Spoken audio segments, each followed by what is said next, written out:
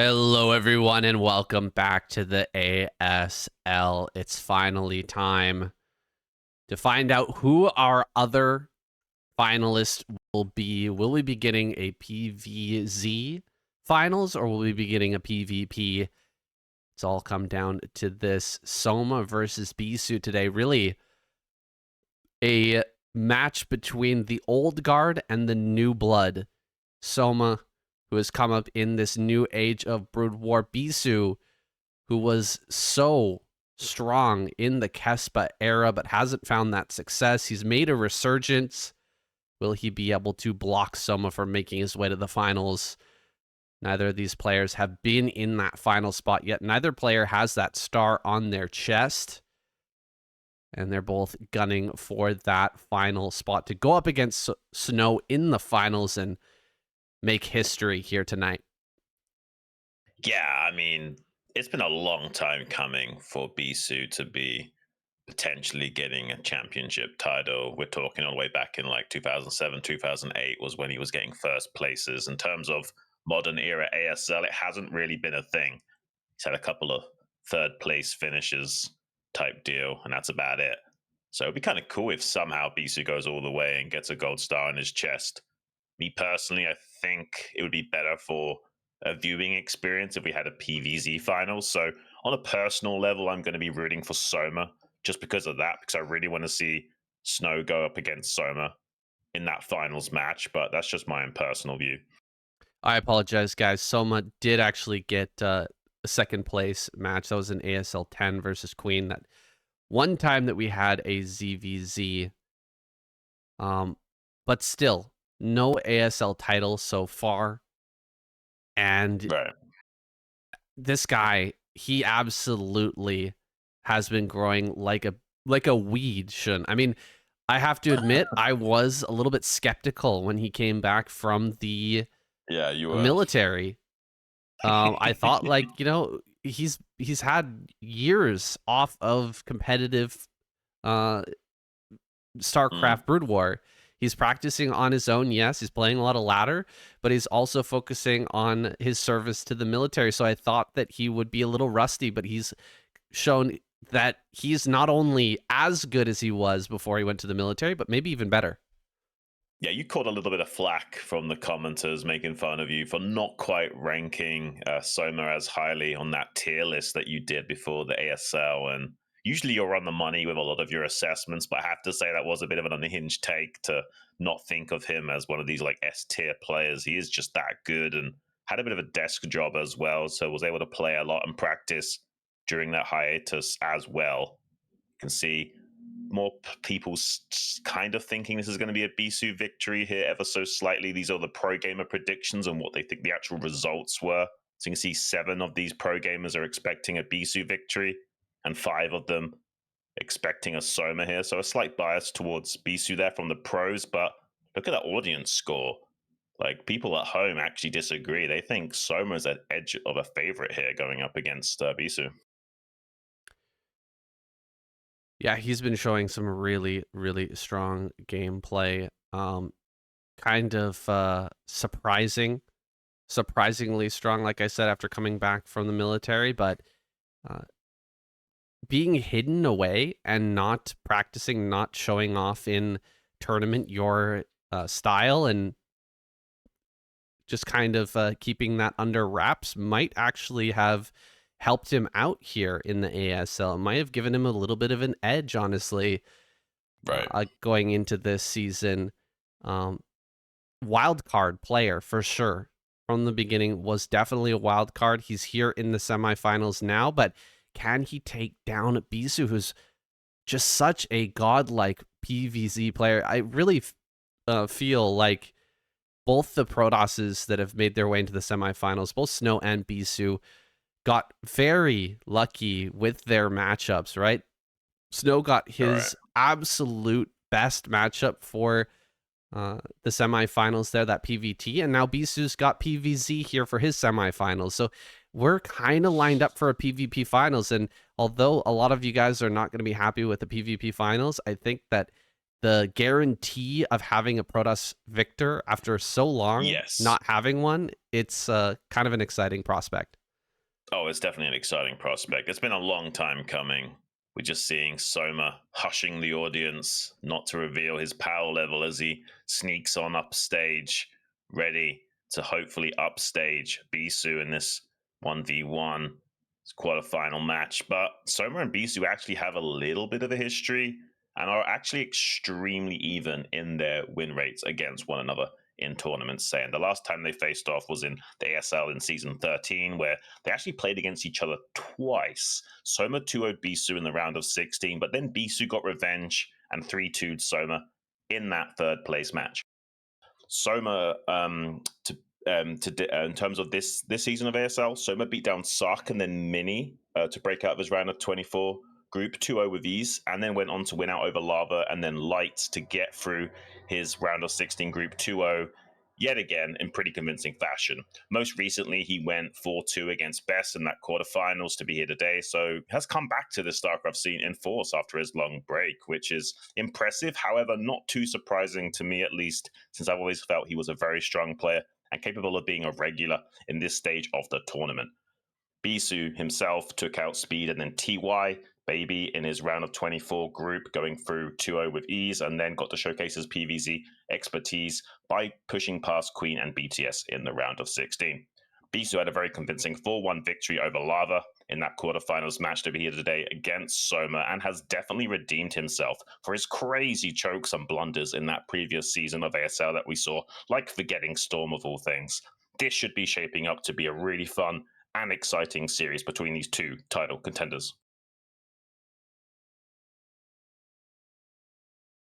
Yeah, I mean, he's definitely shaken that off, Bisu. He took so much flack for getting a Storm last season. Definitely has polished up his play quite a bit. He's been taking it very seriously, and I think that's really reflected in his performance so far. Versus Larva, looked so strong, looked so powerful.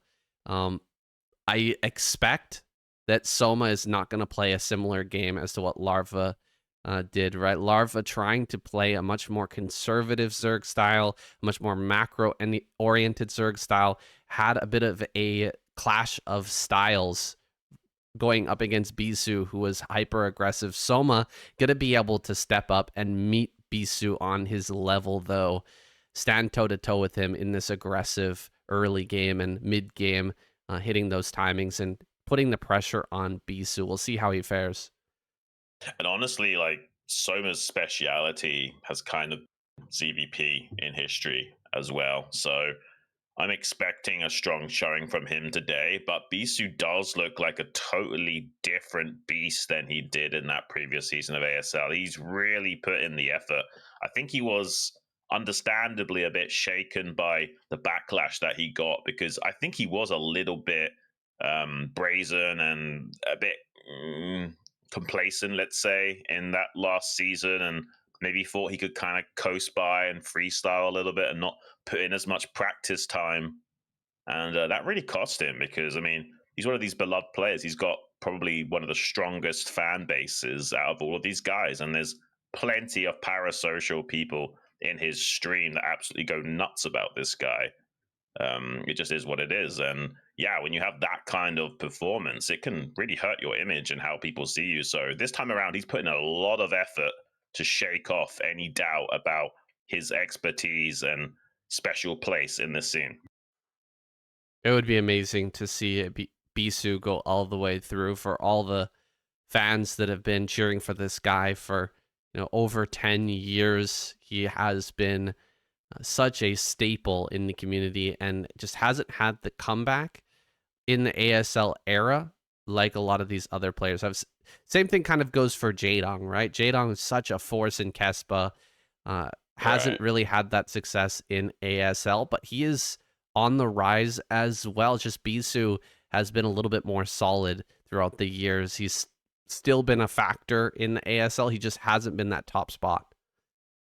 Yeah, I'm really curious though about how these two in particular line up with one another. Like, kind of just because they've kind of gone toe to toe in the past, and I have no idea where they actually line up right now. Like I kind of want Soma to win because I really want that PVZ finals. Yes, it'd be great to guarantee a Protoss champion, but it'd be more interesting if you didn't know whether or not there was going to be a Protoss champion. So in my personal ideal world, I want Soma to win now and then Snow win the finals. That would be like if I had to be a script writer for the ASL, that's how I would do it. But anything could happen. We still might get that PvP finals. And either way, it's then a win-win situation when we do get a Protoss champion. So I'll be happy either way. But in my dream world, I really want Soma to win here today. I'd really like to see how Soma fares against Snow as well, but he's got a long road ahead. A big old series here. Best of 7 versus Bisu. Lots of opportunity for things to go right or wrong, depending on how these two are performing here today. We're super excited here for this semifinals, Bisu versus Soma. I have no idea how this is going to go, but I'm expecting a close match. I'm expecting a very close match. I think pretty much no matter who wins this, I think it should be a 4-3 or 4-2. I mean, we've been wrong before where, series are a lot more seemingly one-sided than they should be, but sometimes the matches also don't necessarily reflect that in the score. Like you can win 4-1, but the matches still be close. We've seen that a little bit with Barracks versus Snow. He was handling things a lot better than we expected in him to, in terms of like deflecting the Reaver harass and getting through to that late game phase and getting his macro into full swing. But the reality was he just wasn't on top of everything. There was plenty of games where he got a bit complacent, maybe had some mental block issues or something, because he seemed like he was having a harder time splitting his tanks more than usual. The game on Dominator looked a lot better. Like he was able to split his tanks and push Snow and really shove it down Snow's throat during that game and made Snow look a little bit silly. But then towards the end of the game, he started to fall apart because he couldn't capitalize and find that win condition quite as smoothly as he would like to. And that really tired him out for the rest of the series. And I think that's one of the problems with ASL is like you get super deep in a tournament and you end up coming up against like an old rival that schooled you in a previous season. And even though you're able to play at a very high level and maybe they are able to play at an even higher level, you still also have other psychological factors to contend with as well on top of that. It's just crazy how hard it is to win against the best players in the world at this hardest, craziest tournament of all time. Yeah, this is going to be one of those days that these players are going to remember forever. It's going to set the tone and the pace between Bisu and Soma for the rest of their careers. What happens here today, if one of them ends up getting dominated, could affect the other in a huge way. But I don't think that's what's going to happen, Xun. I had it in the back of my head for sure with Snow and Barracks that he could get completely crushed, that Snow could completely crush Barracks and take him 4-0 or 4-1. We saw that 4-1, but I don't feel like Barracks got crushed. I feel like he put up a very good fight. However, I cannot see this series here today going to a 4-1. I feel like we're going to get to a game 6 or a game 7 for sure. No, I think you're right. I think it's got to be at least a 4-2 between these two guys. I'll be so shocked and eat my hat if it is going to be something like a 4-0. I just don't see it. I think these guys in the past have had shorter series where it could go a little bit more one-sided. I talked a bit about how Soma was able to 2-0 Bisu, but when it came down live between these two guys, not the case. Like Bisu got revenge 3-2 against Soma in that third place match. So whenever it's been like a longer series with like 5 or so matches, it's much closer between these two guys. And I think we'll get a repeat of that here again today. And I think it's going to be at least a 4-2 6-game series, like you were saying. Could even be that 4-3. It'd be so cool if these guys go the distance and we get to see a game 7 on every single map play. That would be really special, and I would love it. Yeah, I think Screaming Sea here is actually quite late in the series. Both players pushing that off until maybe game 5, game 6, somewhere around there. So that's going to be quite exciting if we do make it that far and we end up on Screaming Sea. Things are going to get pretty wild for sure. I don't know what Soma's take is on Screaming Sea. We saw what Larva could do there, but I'm not sure if that really suits Soma's style.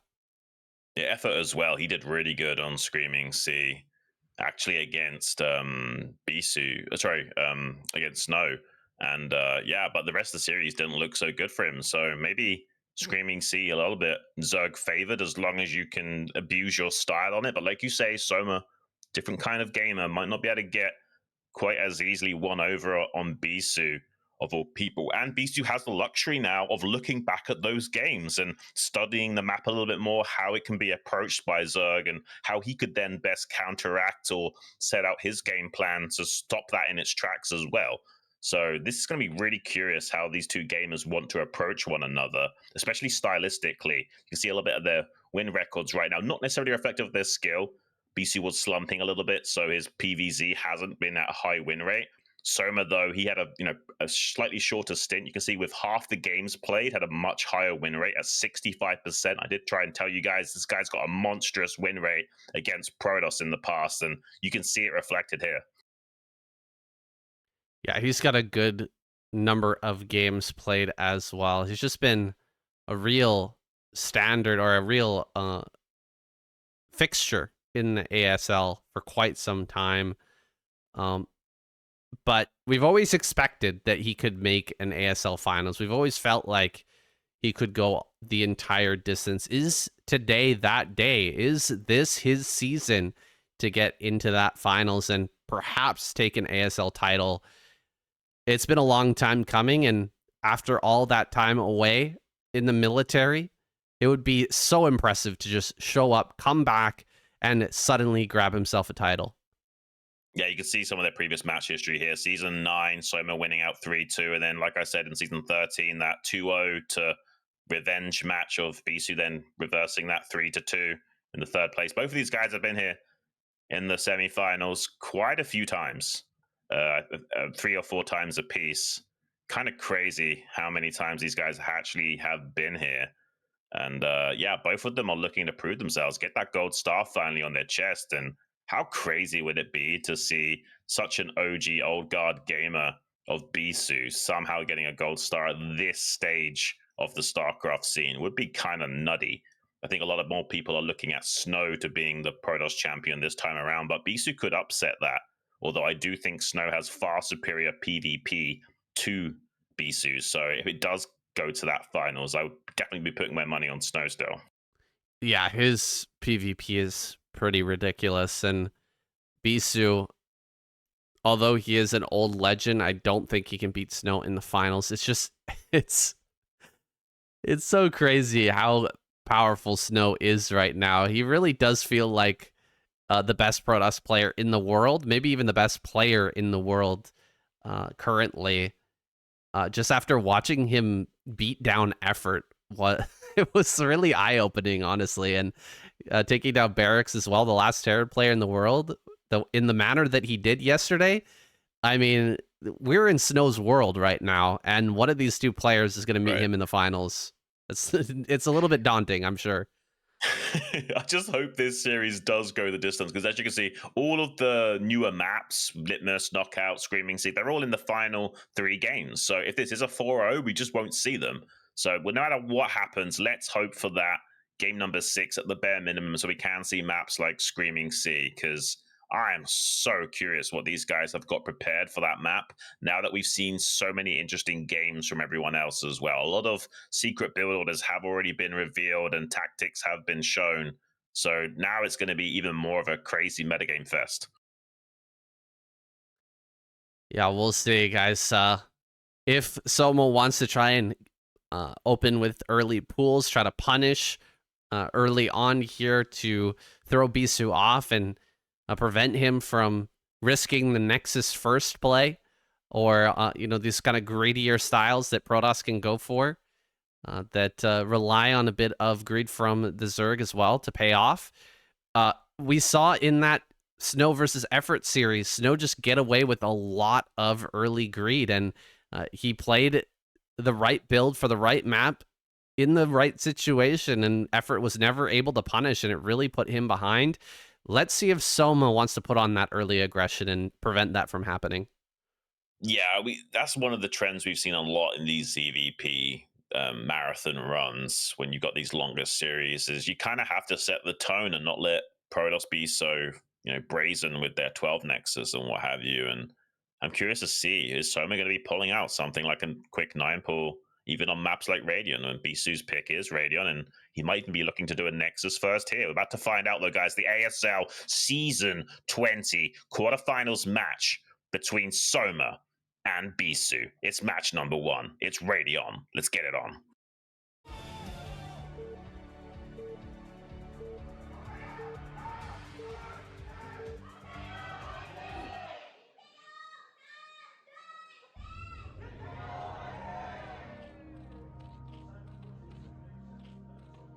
Soma spawning top left, Bisu in the bottom left, and on Radion here. Vertical spawns, not the farthest that you can be, but still pretty darn far. A little bit hard to get damage done with a 9-pull here, if that's indeed what he wants to go for. If you get close spawns, you can get that scout, Overlord scout to the natural really early on. You can get a lot of information about what the build order is and kind of choose and pick and choose what you want to do with your early larva. Not going to be possible here for Soma. Instead, he's going to scout probably with his first drone, like after overpull most likely, and decide what to do from there. Bisu throwing down the pylon. Looks like he's going to be gateway expanding, so gateway in the front here to put on a little bit of early pressure. Yeah, I'm not too surprised. I mean, if you're confident, you probably should be opening up with gateway. I see a lot of macro Protosses approach with Forge opening. Best does that a lot, for example. And that's fine as well. Forge is very strong, and you can also be a bit aggressive and go for cannon rushes and what have you. But overall, if you want to be aggressive and you're more confident in your early game ability of navigating these slightly weirder and more diverse behavior trees, then gateway first, definitely the way to go. And Bisu, seemingly very confident, is happy to just open up with that and put on the early game pressure to Soma, and I'm definitely not surprised. Yeah, it's possible to go Nexus first on this map. I think it's pretty trendy right now to go Nexus first here, but that's maybe a bit too predictable. Bisu thinks he can potentially get broken open early here and wants to open with a bit of a comfort pick for him, getting that early Zealot out, starting the harassment and aggressive trading early. They'll force some interactions here with Soma, make him make decisions about which Zealots to target and how to remove them from behind mineral patches and that sort of thing. He's going to be scouting now as the Lings are popping out. Overpool build from Soma is underway here, and he's going to be taking that third base soon. Yeah, and he's, not cutting any corners. He's gone straight for full Zergling, so he can deal with that initial Zealot. So Bisu's going to have to sit back and kind of defend back at home and do the mini game of like blocking the ramp with a Zealot and probe while the second Zealot pops out and waits for a third. And yeah, nothing too crazy here. This is what we see time and time again. This is like the modern era of mini games that these guys play at this level. Bit of a skill check where you're just making sure your opponent isn't cutting corners, being super greedy by not blocking the ramp or something, and actually knows what they should be doing in the situation.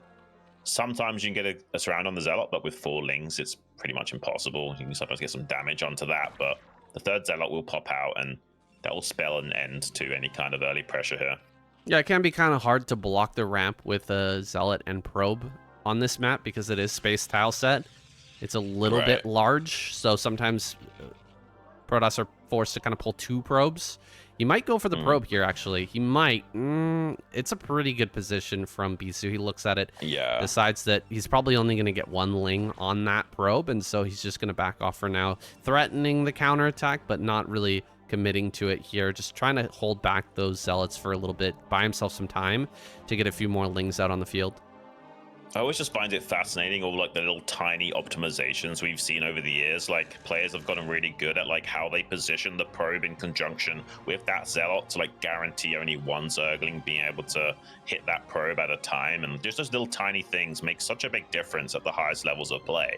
Like, if 2 Lings can hit the probe can actually die and the Lings can actually slip in, but with only 1 being at a target, that almost impossible for anything to occur. So yeah, I just love all these tiny little nuances that players have figured out over the years and gotten really good at nailing down. Yeah, and Bisu, I mean, he's optimizing in that putting this Forge in the main prevents it from being sniped by any sort of Hydra Bust or fake Hydra Bust or anything that someone might want to go for. But that's not the case. Soma going to be throwing down his Spire now. He's got the layer done. Probe going to make its way into the main and confirm everything, though. When the Protoss player has full information about what's going on, it's definitely a good position. It's giving him a lot of freedom to make those optimizations where he doesn't have to worry about certain things coming his way and can prepare for what Soma's range of play is from this spot. Yeah, the reality is that this is an information warfare game because of the, fog of war. So Zerg has the advantage, especially in that early game before Corsairs are out, to confirm scouts. So if you can shut down things like a Zealot or a Probe scouting you, the Zerg has the advantage, and the Protoss has to kind of hedge their bets or at least gamble to go through into a successful mid game.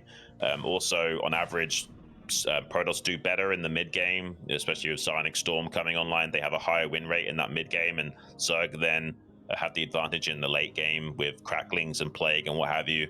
And to make sure you've got a very viable win conditions as Protoss, you have to get as perfect scouting information as possible to min-max, like you say. It's so vital to this matchup in particular. Yeah, it was a bit slow from Soma clearing out that probe. It's been hanging around the front of the base for a while. It does manage to get in and confirm everything. Now going to get an Overlord. Could go for a second, but it would be quite risky. He didn't get the confirmation on exactly when the Spire finished. So he sees the Scourge now. Is there another pair that's going to try and connect with this? There is. It's really close to being on intercept course, but he might just barely get away with that heading over towards the main. Nice surround on one of these Zealots, killing off one of the Zealots before this +1 is done. It makes him feel much more safe. And yeah, Bisu just gonna have to kind of sit back here for now. Muta's being made. A Hydra Den is done. How much Muta is he actually going to invest in here? He's got at least 3 or 4. I think it's going to be the typical 5 here so that he can start some harassment. And actually, it's about 6, 7 with some Scourge as well. Is he going to try to dive the main?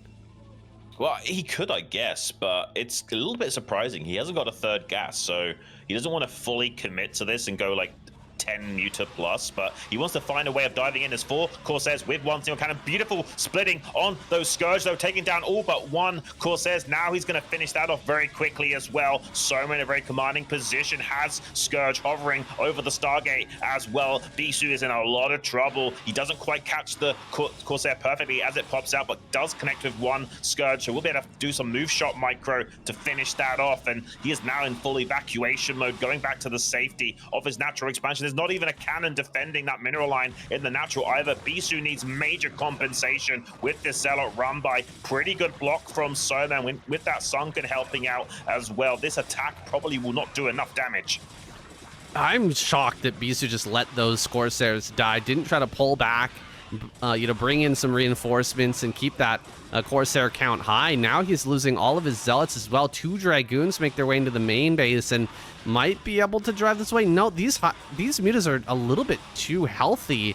I think this might just be over. Oh my goodness, Bisu making a big blunder, letting those Corsairs just fight and die in that main base. Yeah, and he can harass the mineral line in the natural as well if he wants to. Like, if he just camps this Stargate with 2 Scourge and these other Scourge zone out, killing the Nexus is even better. Like, there is not much hope for Bisu. He has to challenge this. He's going to bring some Dragoons and Corsairs to try and save this Nexus. Those 5 Mutas are pretty low on HP. 2 of them starting to die now, so he actually probably will save this Nexus, at least for the time being, but he's starting to kill these Corsairs, and more Mutas are showing up, so actually Dragoons don't fight so well against these Mutas, and he has the Scourge to zone out the Corsairs. He's gonna kill this Nexus, saying, this is wild. What is even happening? No 3rd gas at all, and he's still managed to do this. He's still managed to Ogre Zerg his way to a victory here. Soma has. With only 2 gas geysers, you're not supposed to be able to make enough to make this work, but Bisu lost so many Corsairs to that initial fight, and he's still losing Corsairs here, not able to get the kill on the Scourge. I mean, it just comes down to a little bit of a greedy play by Bisu, thinking he was okay with just one single cannon and slowly pulling the Sairs. And Soma hit this critical timing window before 5 or 6 Sairs had been made to start sniping the Scourge and completely exploited that singular cannon from Bisu. He's now killed the Nexus, and he's still going to town on some of these Mutalisks as well. Sorry, these Corsairs with these Mutalisks as well. More and more Mutas showing up. He's looking for the nail in the coffin already. Dragoons do not win against Mutalisk in terms of just pure 1v1. He needs some kind of extra help with cannons and Corsairs, and he hasn't got it. He sniped so many of those Corsairs, and he's just going to keep running it down with more and more Mutalisks so that he can't replace that Nexus easily. Bisu's in complete disarray. I mean, Soma's making drones right now and just beefing up his economy. He's already done so much damage. It's a irrecoverable position for Bisu, sitting about 20 supply behind. I mean, there's no real hope here, but this is the ASL.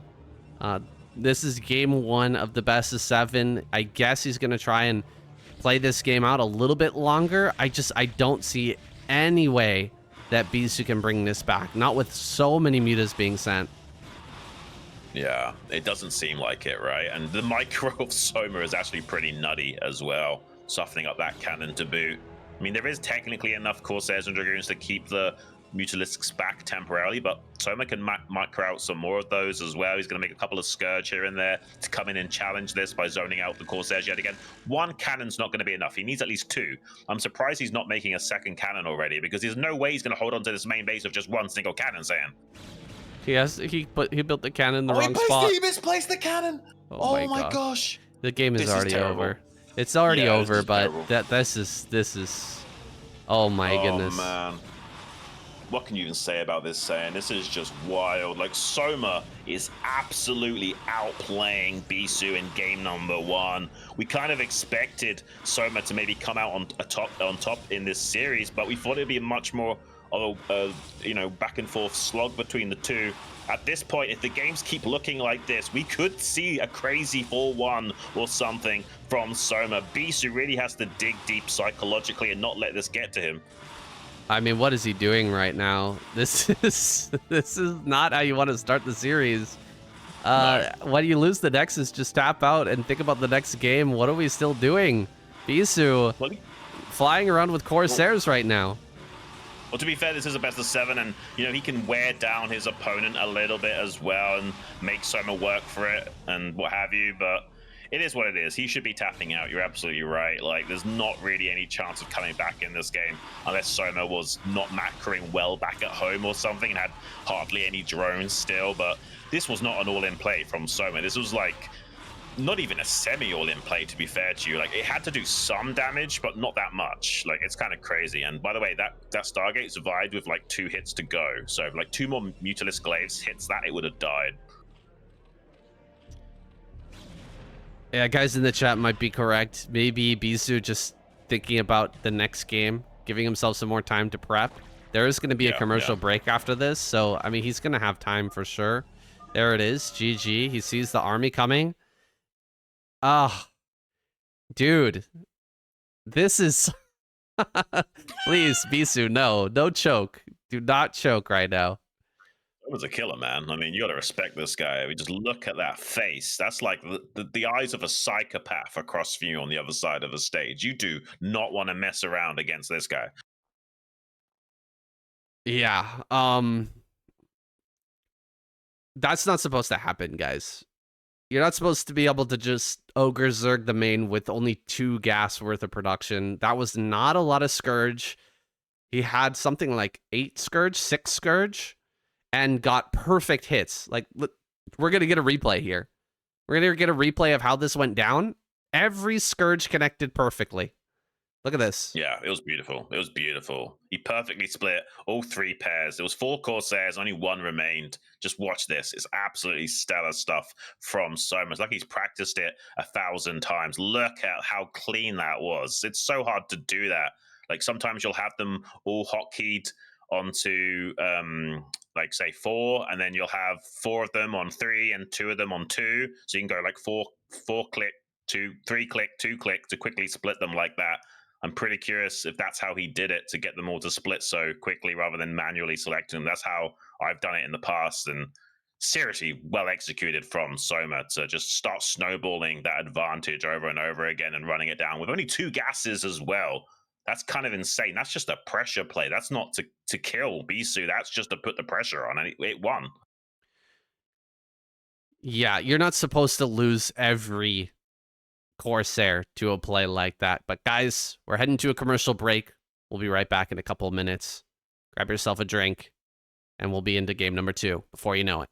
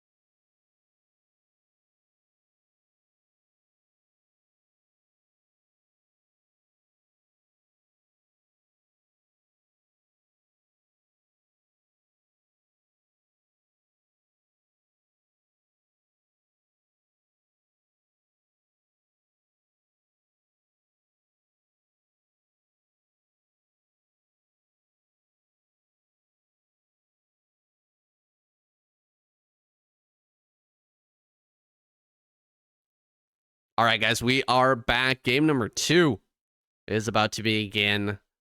That was a bit of a stomp. Game number 1, I'm not going to lie. Bisu got smashed.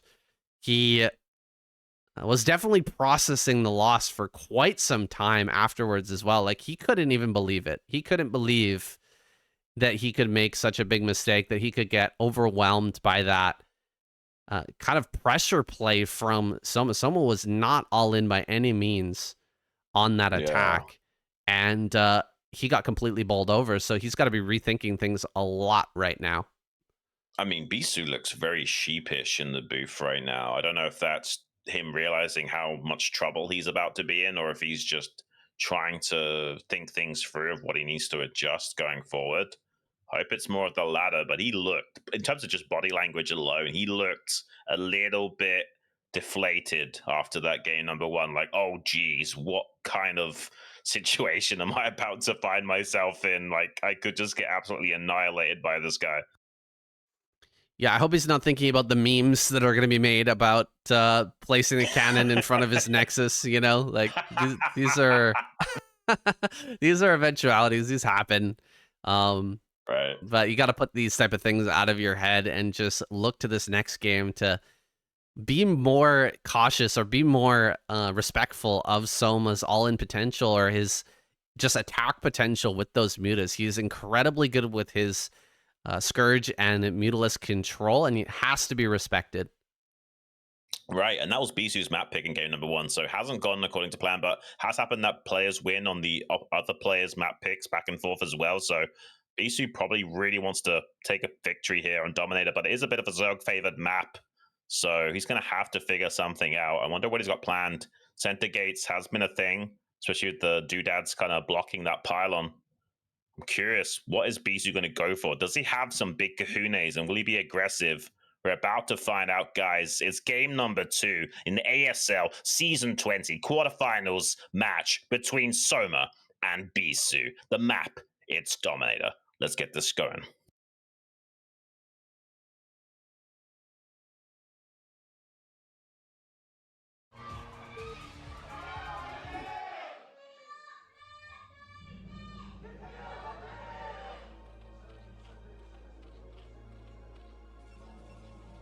Soma spawning in bottom left. Bisu center right. You're on Dominator. Soma's map pick. What's the plan? Is he going to be opening with a more aggressive build? This map can lead to some pretty interesting PvZ games. I've had quite a few good games here myself, and we've seen a lot of great PvZs here in the ASL on Dominator. Right. Just an interesting situation when you can't really split the map. You have to battle for that other main base. If we do end up getting into that late game, both players are absolutely capable of taking it that far and playing world-class late game PvZ. I mean, there are some very rare games where you can kind of split the map in half, but it leaves you so exposed to so many counterattacks on so many flanks. It's very hard to get to a game state that's playable like that. It's better that you just fight over who gets control of that other main base and try and lock one another out from taking it, especially in those super late phases of the game. And Bisu's doing a pretty typical trick of just like checking the edge of the base and seeing if there's any creep, and then going to the next spawn to just shave off a couple of seconds of that scout timing.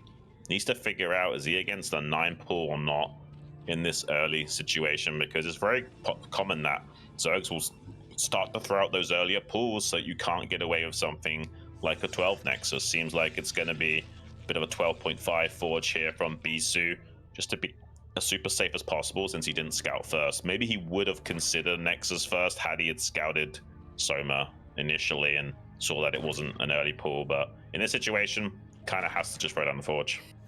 He forces the hatch here over to the third base.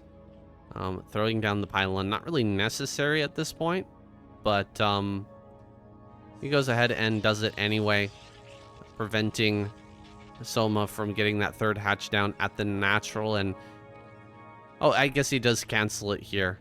that now that enough time has gone by, realizing that that third must be down there. I thought he might leave the pylon there for a little bit just to make sure that these lings have to stay back and maybe kill that pylon or at least prevent it from finishing. But he's going to cancel it, confident that his cannon will be in time, and I think he's right. Yeah, and there's no big deal with having the hatchery at the third against a forge opening, right? It's only really against Gateway where you're a little bit, peeved off about that. So this is just par for the course. Seems like Bisu identifying that there's a strong possibility of some kind of fake Hydra bust shenanigans coming out from Soma, and he wants to put these cannons above and below the forge and really press them up against the wall as much as possible to keep this gateway and forge alive for as long as possible to make sure that +1 upgrade does actually finish this game. But it also does open him up to a bit more of a technical Hydra bust where, it's a few extra lings with just a few Hydras to snipe those cannons over the wall, and you could get ling speed to kind of fake that out. But with this layer coming down, that's not going to be an eventuality here. Yeah, I wouldn't have been surprised actually to see Soma try to Hydra bust here.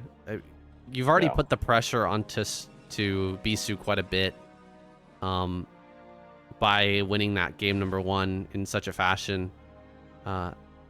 He might be actually thinking that maybe Bisu not playing the best against Scourge Muta today, and might want to continue to take advantage of that. There's a drone in the main that's just sitting here for quite some time, not mining. That's a little bit surprising from Soma. He's usually so good with his mechanics. There it is. It does go to mine, but just surprised to see that. Oh, he will get the probe. Nice snipe there on the probe, but the Zealot is at the natural right now and might get some damage. Yeah, luckily he's got at least one pair of Zerglings to try and slow that down. It's actually going to rotate around to that third base, and these 4 lings will arrive there quicker than the natural. It looks like he might get a little bit of lost mining time. He catches a drone. That's going to be... Oh, he missed! He missed! What? That was a free drone. Blunder from Bisu, man. He had that kill, but he glitched out his own Zealot and didn't get the attack off. Definitely not on form today is Bisu. He's choking a little bit right now. I don't know if it was that game 1 rattling him or just in general he's not feeling it today and finding it hard to slip into his group. But he had that drone dead to rights and still managed to fumble the ball. Yeah, that's really surprising. Bisu gets that every other day of the week aside from today, and with things going this badly for him, is he gonna start to kind of fall apart? It's definitely a possibility. Like, I know from experience, when things really start to go wrong for you in Brood War, it feels like nothing works and nothing goes right, and you end up in a pretty bad mental space. Bisu here is going to send in another Zealot to that third. Let's see if he can right the wrongs of the past, try to get a drone kill here. 1, 2, 3. He does get it. Okay. Nice. That's something. Yeah, anything to give him a little bit of psychological mojo is important right now. It's not even just the fact that he gets a drone kill to hinder the economy of Soma. It's more than that now. He needs to find confidence again. He needs to somehow slip into any kind of flow state where he can lock in and really concentrate on the game. At this highest level of play, if you're not able to lock in completely, you're going to get absolutely obliterated by the guys that can. Not sure if he can get this Overlord, but he's going to try for it. Gotta be very careful. Scourge are going to be popping out here in a second. Soma not sending the Scourge immediately to save the Overlord. That is a big mistake as well. I'm really surprised to see it. Soma not on top of things here in game number 2, but he's got double Hydra Den at the third base. This is going to be a Hydra bust for sure. Yeah, this is he's gonna attempt a Hydra bust before Storm is even ready. He's going to intercept course, but it's not quite close enough. The Zealots will apply some pressure, and he's going to use just a little bit of Mutalisks to kind of fake out Bisu here, make him think it's kind of the same thing as in that game number 1. That's why he's putting a second cannon in the main now to avoid a repeat of that. But it's probably only going to be like 3 to 5 Mutas max. And then the rest is going to be in this very potent pre-Storm Hydra timing. And because Bisu is preparing for this sort of Mutalisk threat in the sky, he's going to be even further behind the curve in terms of preparing his Templar Archives and Storm tech. So this pre-Storm timing is going to be even more potent. We've seen Sulky do this kind of style of play a lot. It's a big mind game. It's very cheesy, but it's very smart. In a tournament, it's not really a cheese anymore. You're playing to win. On the ladder, sure, call it a cheese. But in a tournament like this, everything's on the line. You can do anything you want. You got to mix in plays like this for sure. So many cannons are being made right now, dude. He sees 3 mutas. I think he might be suspicious. 3 mutas at the front. What are you expecting here? He makes the Zealot speed in time. But can he deny this Hydraless bust? There's going to be Hydra speed and range coming up at the same time.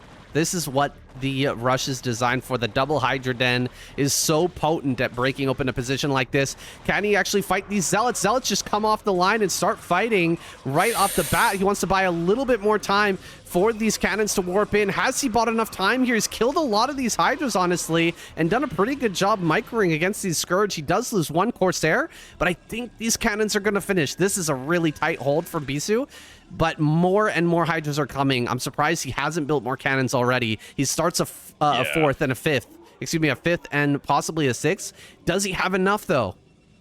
Oh gosh, he's not making a 6th cannon. Like, he needs 2 extra cannons warping in, because when Soma pulls the trigger, he needs an extra 2 cannons to finish up to hold this off, as well as a probe pull, and he has nothing out on the map to do a probe drill, so he needs to get vision of his own mineral only with the Corsairs to do so he can actually pull probes to save this. Soma trying to dive on the cannons now, gets the top cannon quite quickly, it looks like, but the target firing is not expert, so actually Bisu able to thwart this attack, and Soma pulls back just a little bit to fight off the Corsairs from having free reign over those Overlords, and Soma might have to hesitate a little bit on pulling the trigger on breaking this for a little bit longer and pull his Hydras yet again before going in for round 2 or 3, because there's probes just waiting off the line to help intercept and body block and prevent those Hydras getting optimal fire range. He surges forward though. Probe's not quite quick enough in blocking those Hydras. There is a DT out, but plenty of Overlords to get vision of that. Only 1 cannon remaining, but 2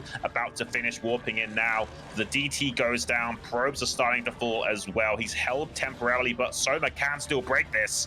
Yeah, Soma's going to break this wide open. The Hydra rallies are making their way to the front. There's nothing on the map for Bisu to kill. All the Overlords are here at the front, expertly done by Soma. He knows that there's no DT out on the map to go in and actually deal any damage. The Zealots are going to come out here to try and get these kills to hold this back for long enough for more cannons to warp in, but there's very little hope of that actually happening. Some very good surrounds on these probes, but now the probes are going to start to really die, and the cannons are just not warping in time.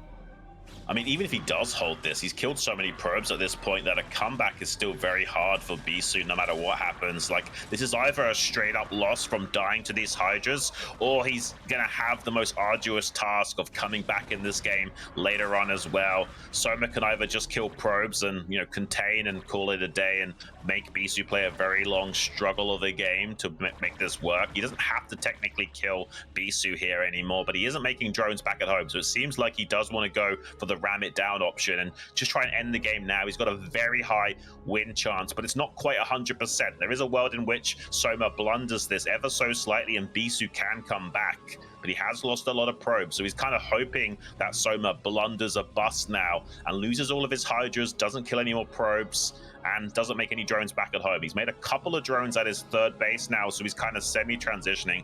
Will he continue to make drones or make any more units? Yeah, I don't see any rallies coming across. Oh, mutas are going to be made now. Oh, that's crazy. He's going to make mutas. There's still a lot of cannons. There's still a lot of cannons. Like, there's 2 or 3 cannons in the main. Yeah, 2 cannons here. He's going to start to make more Corsairs. I don't know if he can break this. Is he actually just going to come in and break this? A 3rd cannon on the way. That's going to finish up here pretty soon. That's only 5 mutas. 5 mutas versus 2 cannons. I think he can potentially hold. Soma might be throwing here, honestly. Going for this muta right now is a little bit crazy. I'm a little bit confused. Like, he needs to do something with it. Like, he needs to, like, harass the gas probes or something. Make an Archon. Gosh, he's going to dive in on top of those the high tempo, see if he can get a snipe on some of these cannons as well, and just call it a day. Finally warps in an Archon. There is a 3rd cannon finishing up to buy a bit of precious time.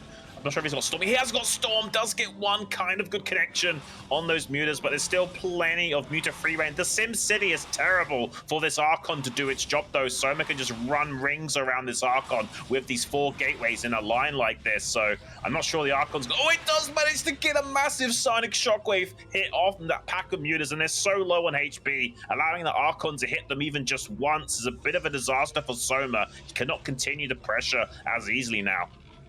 Oh my god, Soma's still making just non-stop units. He is going completely all in.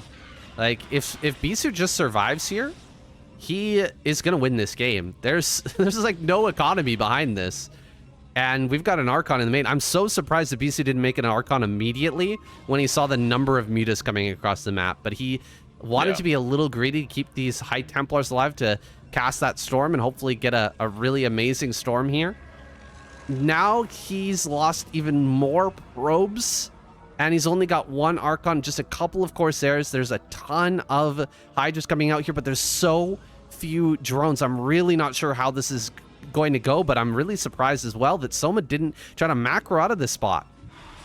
Yeah, I'm a little bit confused as well. I think like he should have just like gone completely all in or tried to do a transition. I think the transition would have given him a more consistent win rate. It seems like he's kind of done a bit of both, and you know, sometimes when you try and do everything, you end up doing nothing. And I think that's something that's happening now. Like, because he didn't fully commit to a crazy all in or fully transition, he's now going to start to pay the price. He's starting to expand, take a 4th base, throw down some macro hatcheries.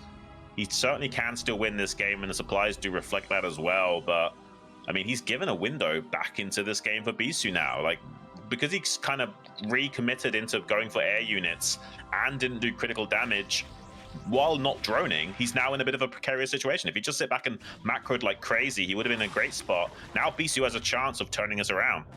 He definitely has a window here. Soma just made a huge round of drones. He doesn't have any lurkers to fight this back. He's going to try and dive here on the Corsairs. Perfect hold there against the Scourge, keeping the Corsairs alive. He's still got all these storms here. Nice dive on top of the High Templar. A lot of these mutas are going to go down, though. The Archon doing a great job point defense. He's still got a few storms left, and he's going to be on top of the hatcheries here in just a moment. Emergency sunken colonies going down right now. Storm lands on some of these mutas, but he backs up for now. Not enough Dragoons to push to this position. Yeah, exactly that, saying that's exactly what the problem is right now. He doesn't have enough Dragoons to lay siege to Soma, but he's diving in with the mutas yet again. They're going to go down for free. This is crazy. Oh, he does lose the Templars still at least, but there's now no Storm to help hold this army, so Bisu has to kind of evacuate and cannot lay siege to Soma. So Soma's going to hold, and he's got this 4th base that's just come online as well. So Bisu not out of the woods yet, but he certainly has a higher win percentage than he did a couple of minutes ago or so. Soma going to try and isolate that army, hunt it down a little bit, kill a couple of stragglers for free, and then pull back and reconsolidate his forces, as he knows eventually Bisu will have a lot more High Templars joining the fray soon. So better just to pull back and focus on getting through to the next phase of the game. And honestly, Soma's still in a great spot. You can see him even eclipsing Bisu's supply. It's just that Bisu's gone from like a 1 to 5% chance of winning to like being like closer to like 30 to 40. So now Soma might be in a little bit of trouble if some good storms land. Yeah, for sure. I mean, that was some really good control from Soma, like his Mutalisk control shining through again, allowing him to gun down some of these High Templars in this fight. Pre-storms coming down, trying to get some kills here. He's actually storming some of his own High Templar. Not all of them have gone down here, Xun. It's pure Hydra, and there's about 3 to 4 storms available. Can he actually push through this? This is not enough Zealots, I don't think, but he has to get the most beautiful storms imaginable here to push through, and I don't see it. Those are some pretty decent storms, but very good dodges from Soma, and he will push back this army. Dragoons on high ground may be able to hold for a short period of time, but there's no storms left. Yeah, I mean, the reality is that even with just mediocre storm dodging, it helps out so much. I mean, as you guys know, units do the same amount of damage regardless on what HP they're on. So pulling your Hydras back and then re-engaging quickly with them, you're maintaining all of that DPS still. So as long as the Hydras don't go down to a few phase disruption shots quickly after or what have you, you're going to be in a really great position regardless of the storm starting to blanket you a little bit. And that's why storm dodging is so important. It's not just about keeping your Hydras alive, it's about maintaining as high of DPS as possible so that you have that critical mass threshold maintained. You can overwhelm those Protoss positions easily.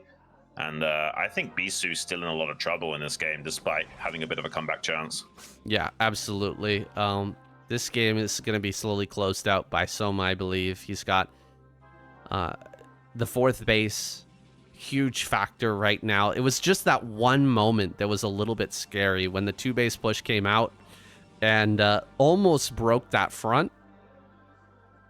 There was a sliver of a chance for Bisu. He almost made it happen, but again, Soma's control with the mutas shines through. It saves his skin in that moment.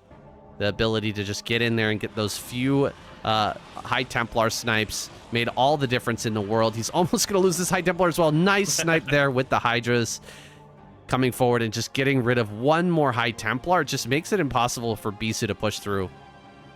Yeah, it's pretty rough for Bisu. Like, every High Templar is so precious to him right now. We got +2 finishing up for Soma as well. Bisu had that upgrade advantage for a little bit of time, 2 armor 1 weapons, but now Soma has that +2 attack to kind of even things out.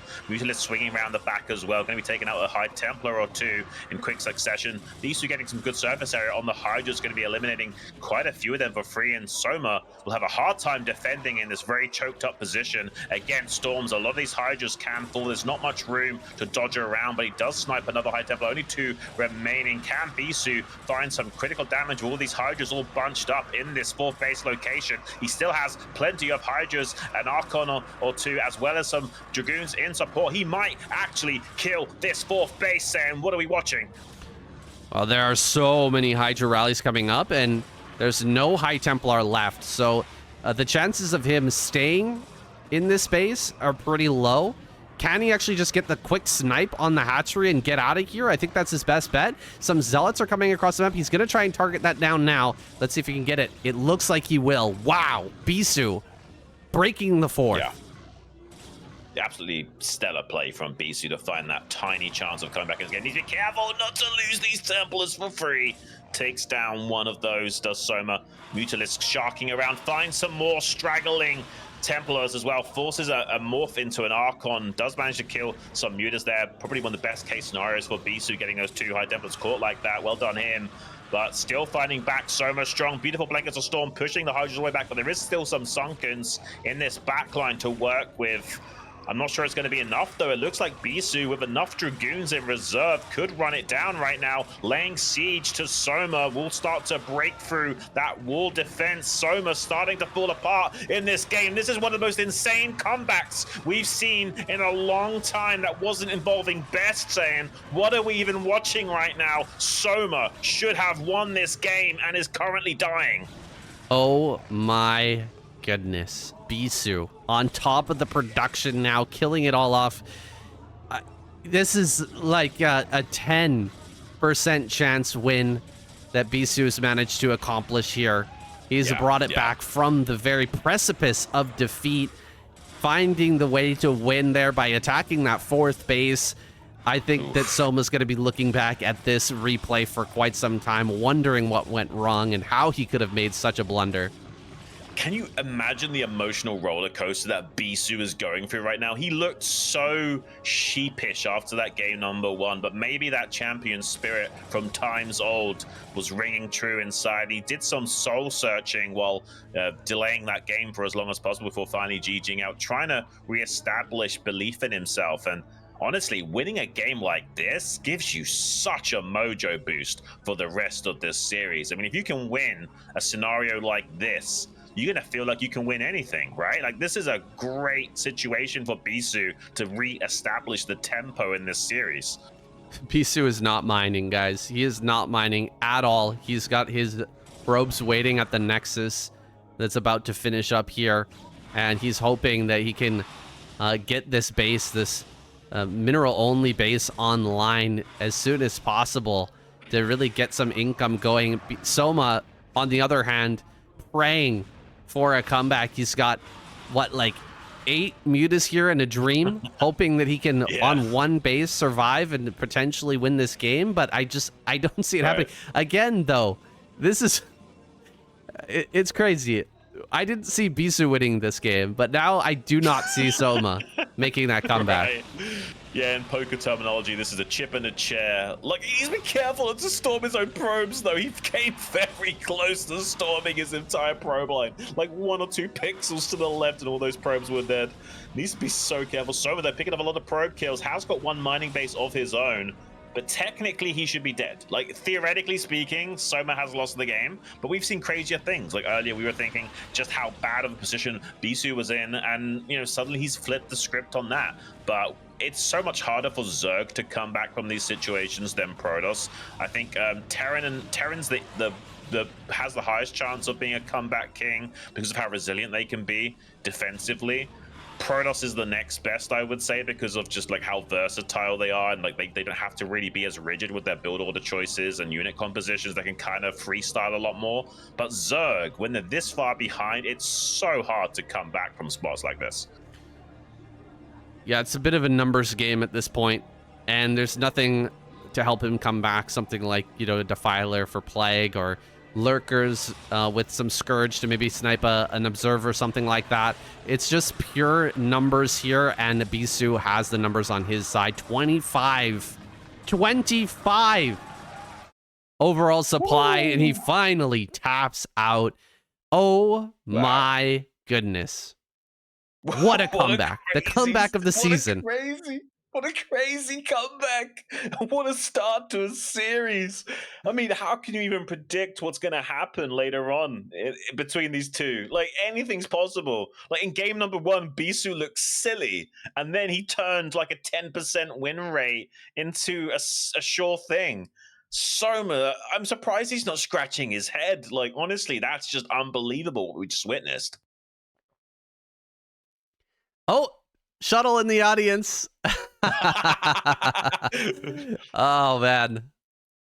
That's fantastic. What a amazing game this is, that even the pro players are big fans coming out to watch their friends play here. This is an amazing game, and what an amazing scene this is in general. Yeah.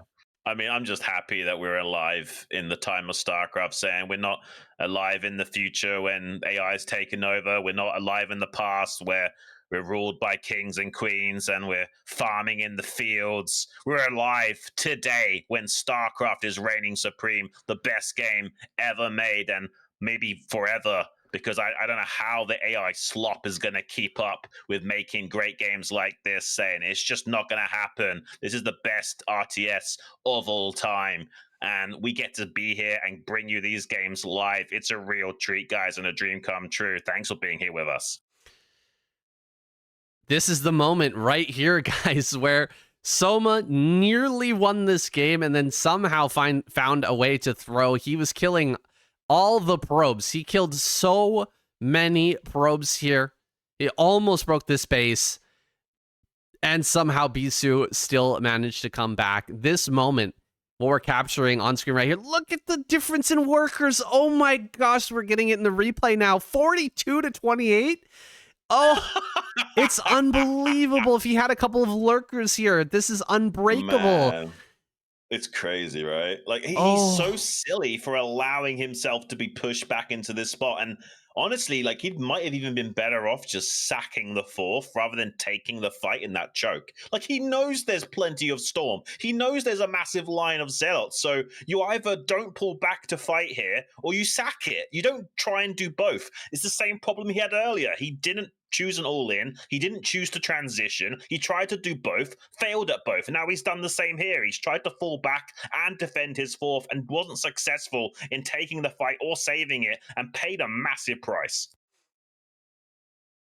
Yeah, he chose the one path to defeat, I think, that was even possible in that situation, and Bisu fires back strongly. We're in an even series here, guys. I couldn't be more excited.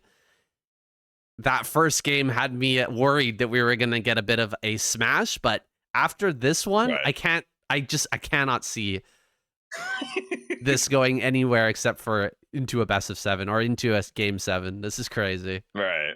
I mean, I'm thinking game 6 at least, yeah. Like, I'm sure Soma will still turn it around and have some really convincing games, but that's got to shake him a little bit. And I don't know. Like, if I had lost a game like that where I'm that far ahead, like, I would just be wondering, am I just a total noob that doesn't know how to play the game?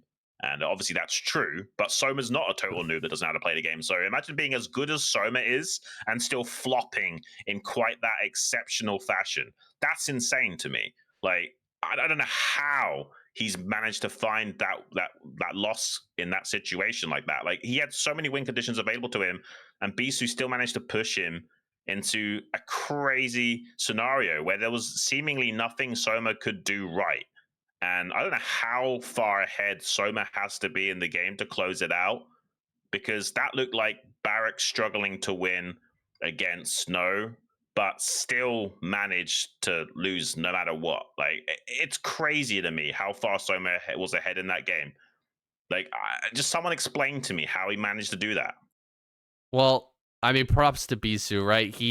We saw his overall probe count. What was it, 24?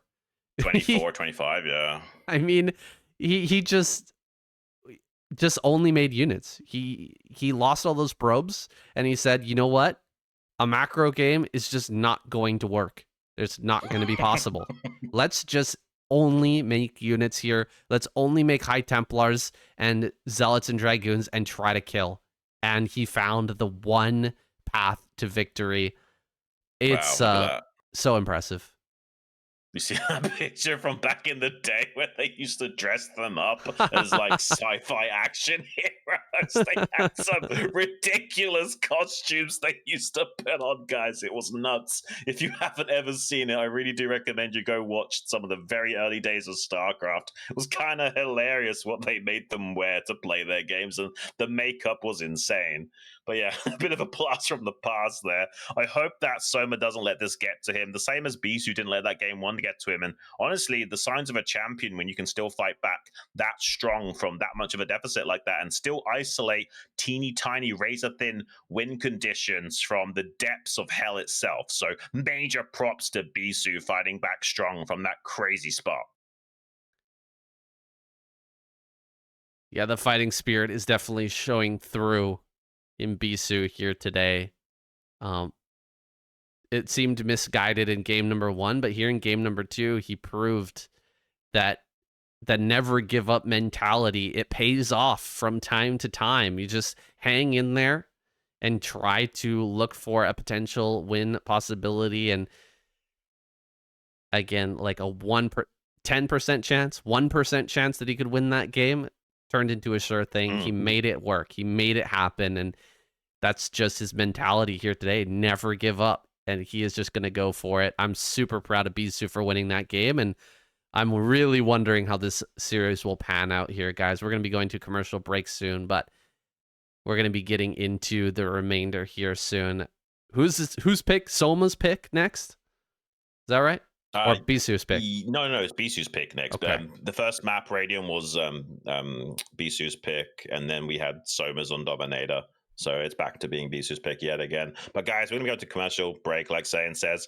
Run to the bathroom, grab some fruit, and we'll be joining you in game number 3. We're all tied up between these two titans. Let's get some more great games. We'll see you back in just a few.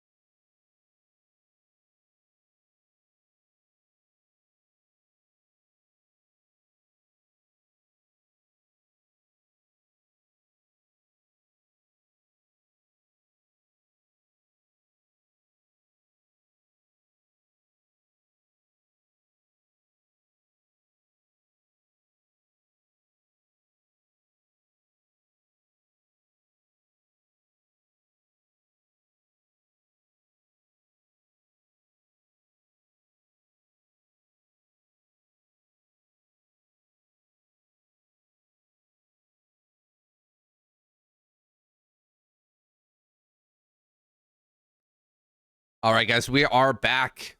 It's time to continue on with this series. Both players have made mistakes. Both players have shown weakness so far in game number one. Bisu definitely falling short against the mutilus play of Soma.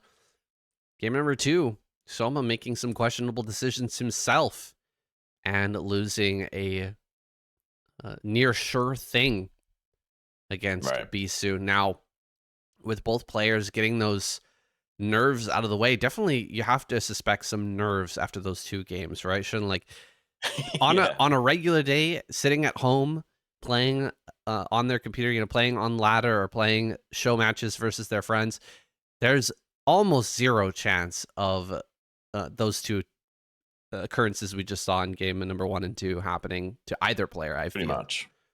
Yeah.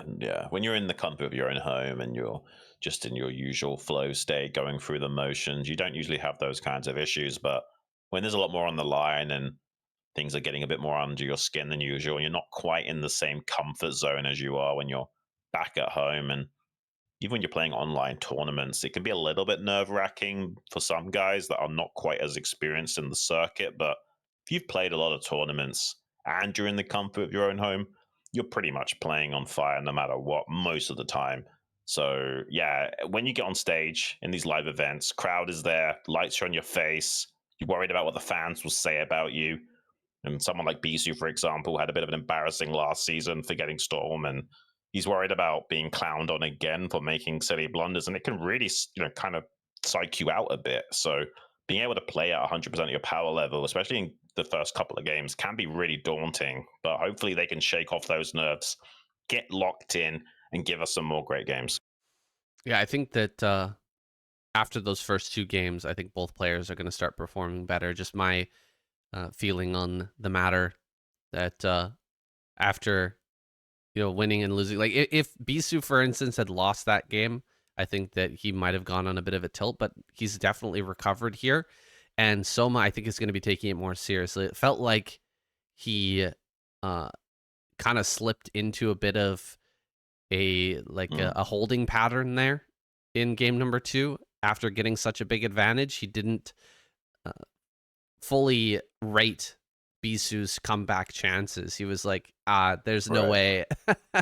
And you can't blame him for it, right? But he allowed that small chance to come true, and now he's going to be very serious. You know he's going to be gunning for that kill no matter what the circumstances are. Like, you saw that game number 1 when he was killing the main base. I saw his player cam. He took his hands off the keyboard and it looked like he was kind of typing something, actually. But like, he almost did the same thing in game number 2. I feel like he was so relaxed and it kind of bit him back. So hopefully he's going to be totally locked in at this point in Bisu as well. I mean, it just proves how insane StarCraft is at the highest of level, especially. Like, if you get even just a little bit complacent, even with such a massive advantage, the other guy can just come back and bite your head off still.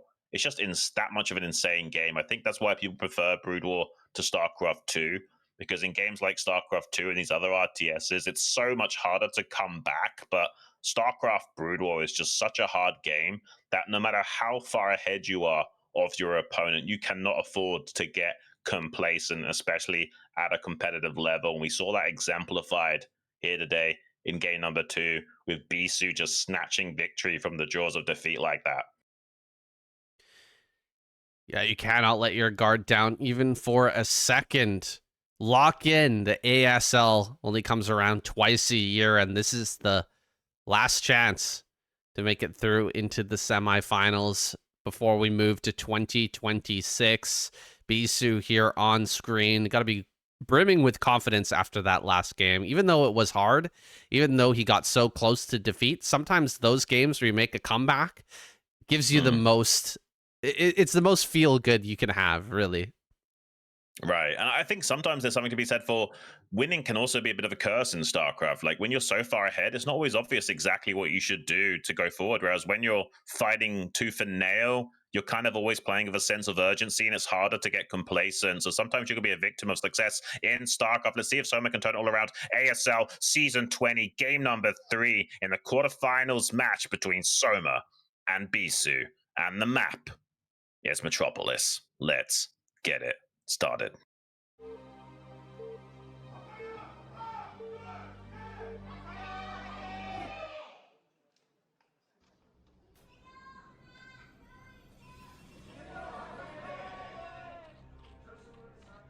Soma. Spawning bottom right. Bisu. Top right. And, you know, Soma's game plan last game was very, very good. But we did see some weakness in the early game as well. You know, losing that early drone. Kind of missing out on some of those zealots. Taking some damage here and there. You know, not rallying the Scourge properly so that they could defend the Overlord. There were definitely some holes in his play. So it wasn't just the mistake there at the end that sunk him there. It was also some pretty interesting mistake. Wait, what? Bisu? High ground? Pylon?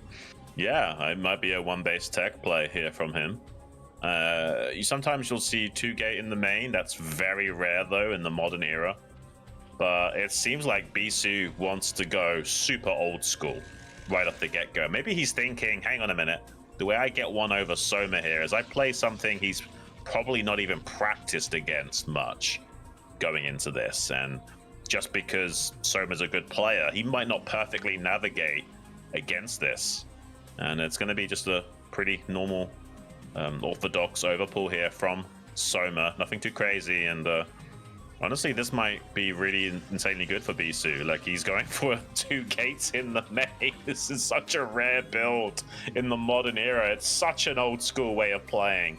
You can either go 1-gate tech and rush into like really fast Corsairs.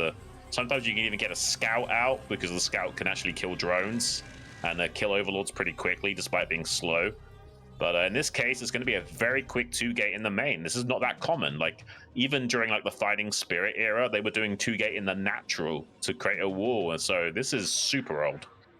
Yeah, this is about as old as it gets. One-base Protoss play. It was actually, ironically, Bisu who made it possible for Protoss to play, 2-base by kind of inventing the Forge and Corsair opener, right? Now, this has kind of gone perfectly for Bisu. Like, he got the probe over here immediately and found out where Soma is at. And so he was able to block the hatchery from going down in the natural. And he's ended up forcing it over to the third. And now he hasn't scouted. He doesn't even know where he is. Okay, he sees the zealots now. And he's bringing probes too. This is a crazy play from Bisu. You actually have to cancel this gas. I think Soma has to cancel this gas. He's going to have to make pure lings to be able to hold, because if he loses his hatch, he's going to be in so much trouble.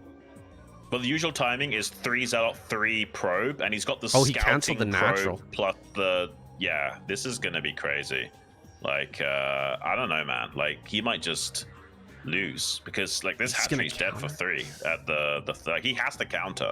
Like, will he be able to get inside? Oh, the Bisu's not blocking anything. He's gone with every zealot out onto the map. This is so bold from Bisu, and actually might pay a big price for it. These 2 zealots probably should have stayed on the ramp here for Bisu.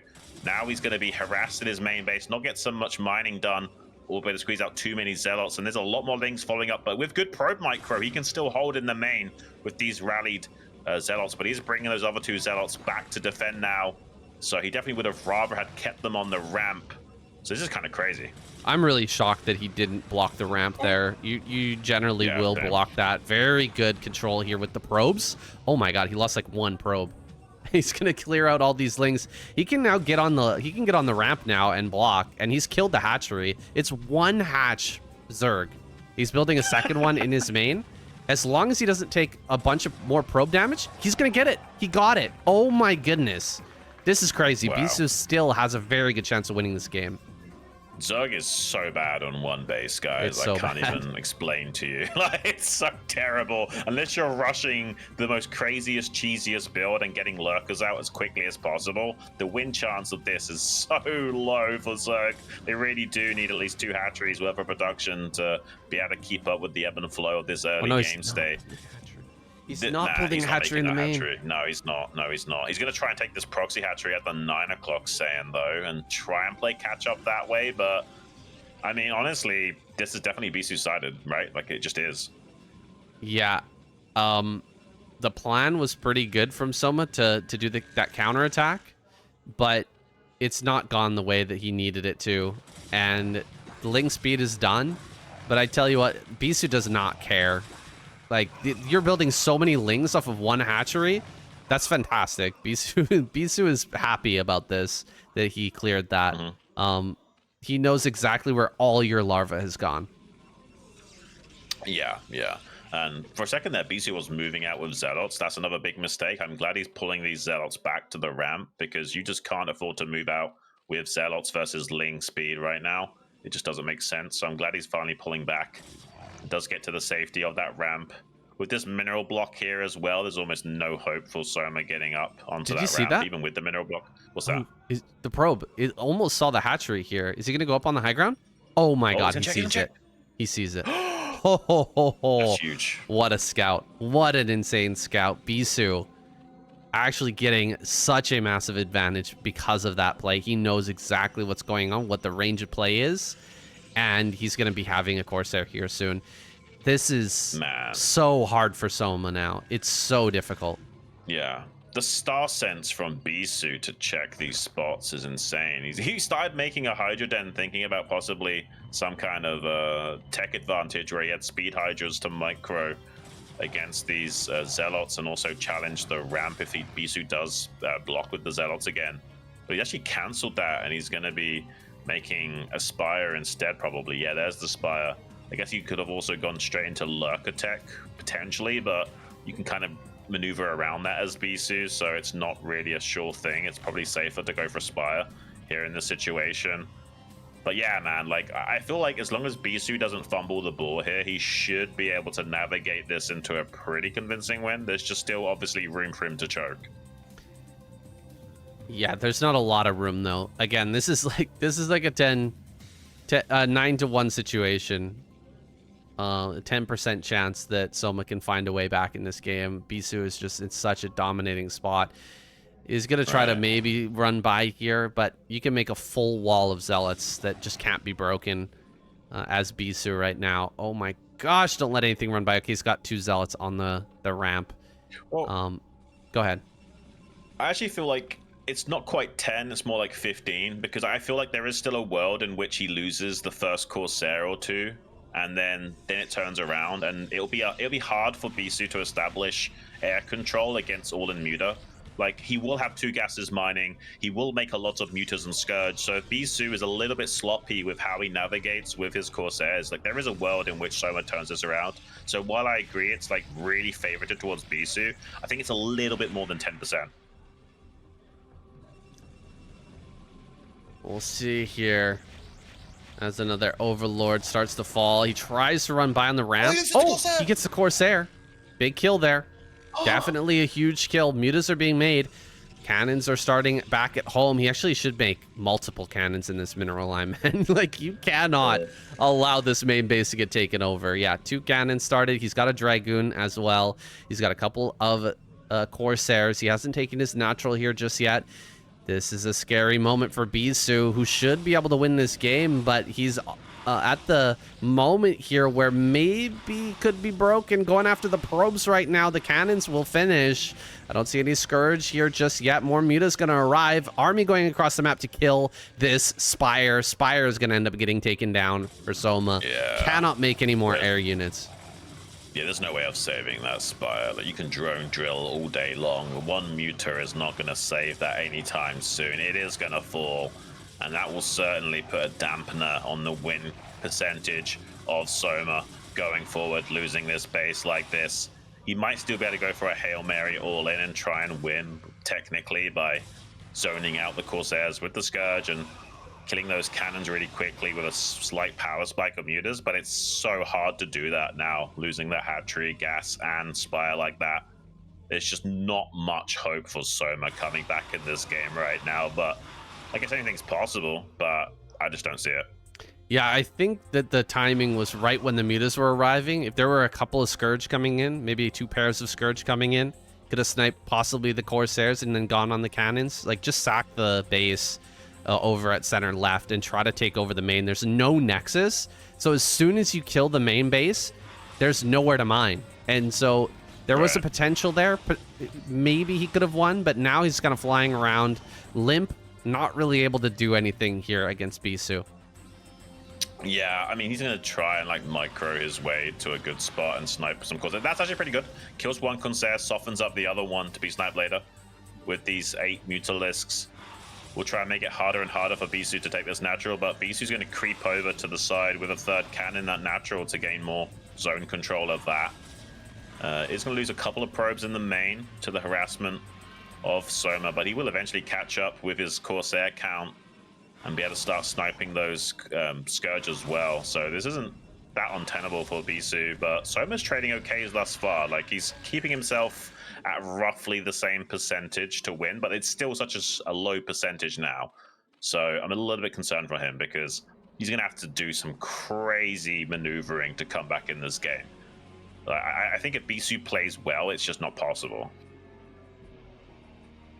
Yeah, if Bisu just waits for, 8 Corsairs, 7 Corsairs, and comes out, I don't think there's any way of Soma holding. Even with a bunch of Scourge, it's not like he's going to have +1 armor or anything like that. He's transferring a lot of drones over here to the natural to try and get this online as quickly as possible, but you know that he's miles behind in terms of his economy. One Zealot sneaking here into the main base, going to get a scout off and just see exactly what the follow-up here is for Soma. And the scouting in this series has been fantastic for Bisu. It has to be said. He has been pretty much on point. Only thing that's really slipped by is that double Hydra Den that we saw in game number 2, and he still managed to win that game. So he's really been scouting well. Yeah, and honestly, that's usually the breaking point for a lot of ZVP is whether or not you can scout what the Zerg is up to. We talked a little bit about that previously. It's just so important. He's going to kill his own Sunken to optimize his gas mining because he's not quite mining at 300 a minute here. All the Scourge pop out on top of the Corsairs, but only catch one of them. So still air dominance available to Bisu, but they're on the other side of that. Mutalisks, meanwhile, inside the natural expansion of Bisu. We'll catch a probe or 2 here. Also turnaround of those Corsairs. Few Scourge going to try and intercept. Do get 1 or 2 connections on those Corsairs, but not yet killing. Beautiful flick shot from Bisu. Does manage to kill one of them, but not both. So does still take another hit. So 4 of those Corsairs are softened up, but that's not good enough. There's still so much DPS available to Bisu in the sky. Soma has to tap out. GG is called. And Bisu coming back from such a weird game number 1 flop, and then a massive comeback in game number 2 to a pretty convincing old school build here on Metropolis in game 3, putting himself into a 2-1 advantage position against Soma. Really impressive stuff. Yeah, this was seriously lucky from Bisu as well, right? He did the 2-gate play, and he found Soma immediately. Forcing the hatchery over to the 3rd base is fantastic, and it just allowed him to really control that game. But definitely Soma made some mistakes there. Soma showing some signs of weakness. Bisu ahead in the series after taking away that old school game on Metropolis. It's going to be our next map, Xun, and how do you see that going? I honestly don't know between these two. Like, I had a good idea at the start of this series. Seeing how these games have gone, I honestly couldn't say. And that's a really cute Reaver, by the way, by that guy. He's a fan from Norway supporting Bisu here. I'm guessing he's hoping that he sees some Reavers on some of these maps. I don't think we'll see Reavers on Polestar coming up next, but we certainly might see Reavers on Screaming Sea. It's probably one of the best maps for Reavers Sayre that we've had in a very long time, Sam. Well, we're going to be going to Polestar here. It's time. Let's get it. The ASL Season 20 quarterfinals match between Soma and Bisu. Game number 4. The map is Polestar. Let's get it.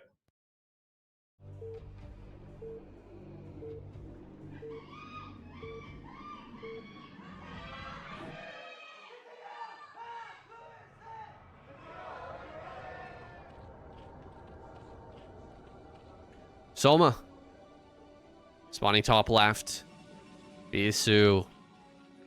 Bottom left. And Polestar. This could be our one of our longer matches for the evening. So far, things have been kicking off early, that's for sure. A lot of back and forth, a lot of craziness in all these games so far. I'm very curious how these guys stack up, though, in that late game.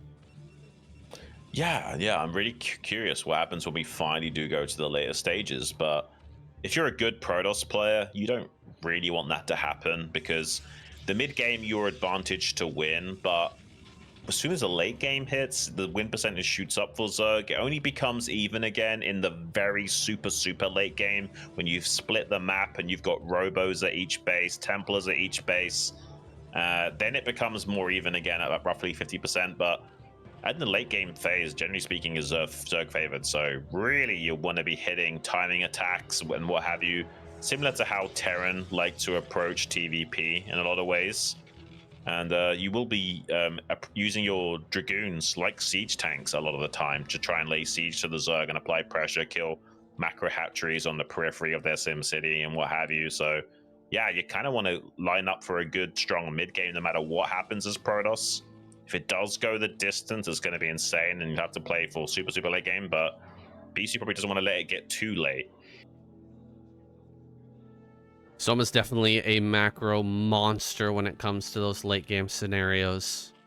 We just saw him actually playing with his headset about a minute ago, and taking his hands off the keyboard in order to maybe adjust his left earpiece. So hopefully he's not having any problems with his sound and can perform here. He's no longer kind of messing with that. He's actually going to steal some minerals here, snagging those away. 16 minerals total. He's going to go ahead, cancel, steal this mineral patch again.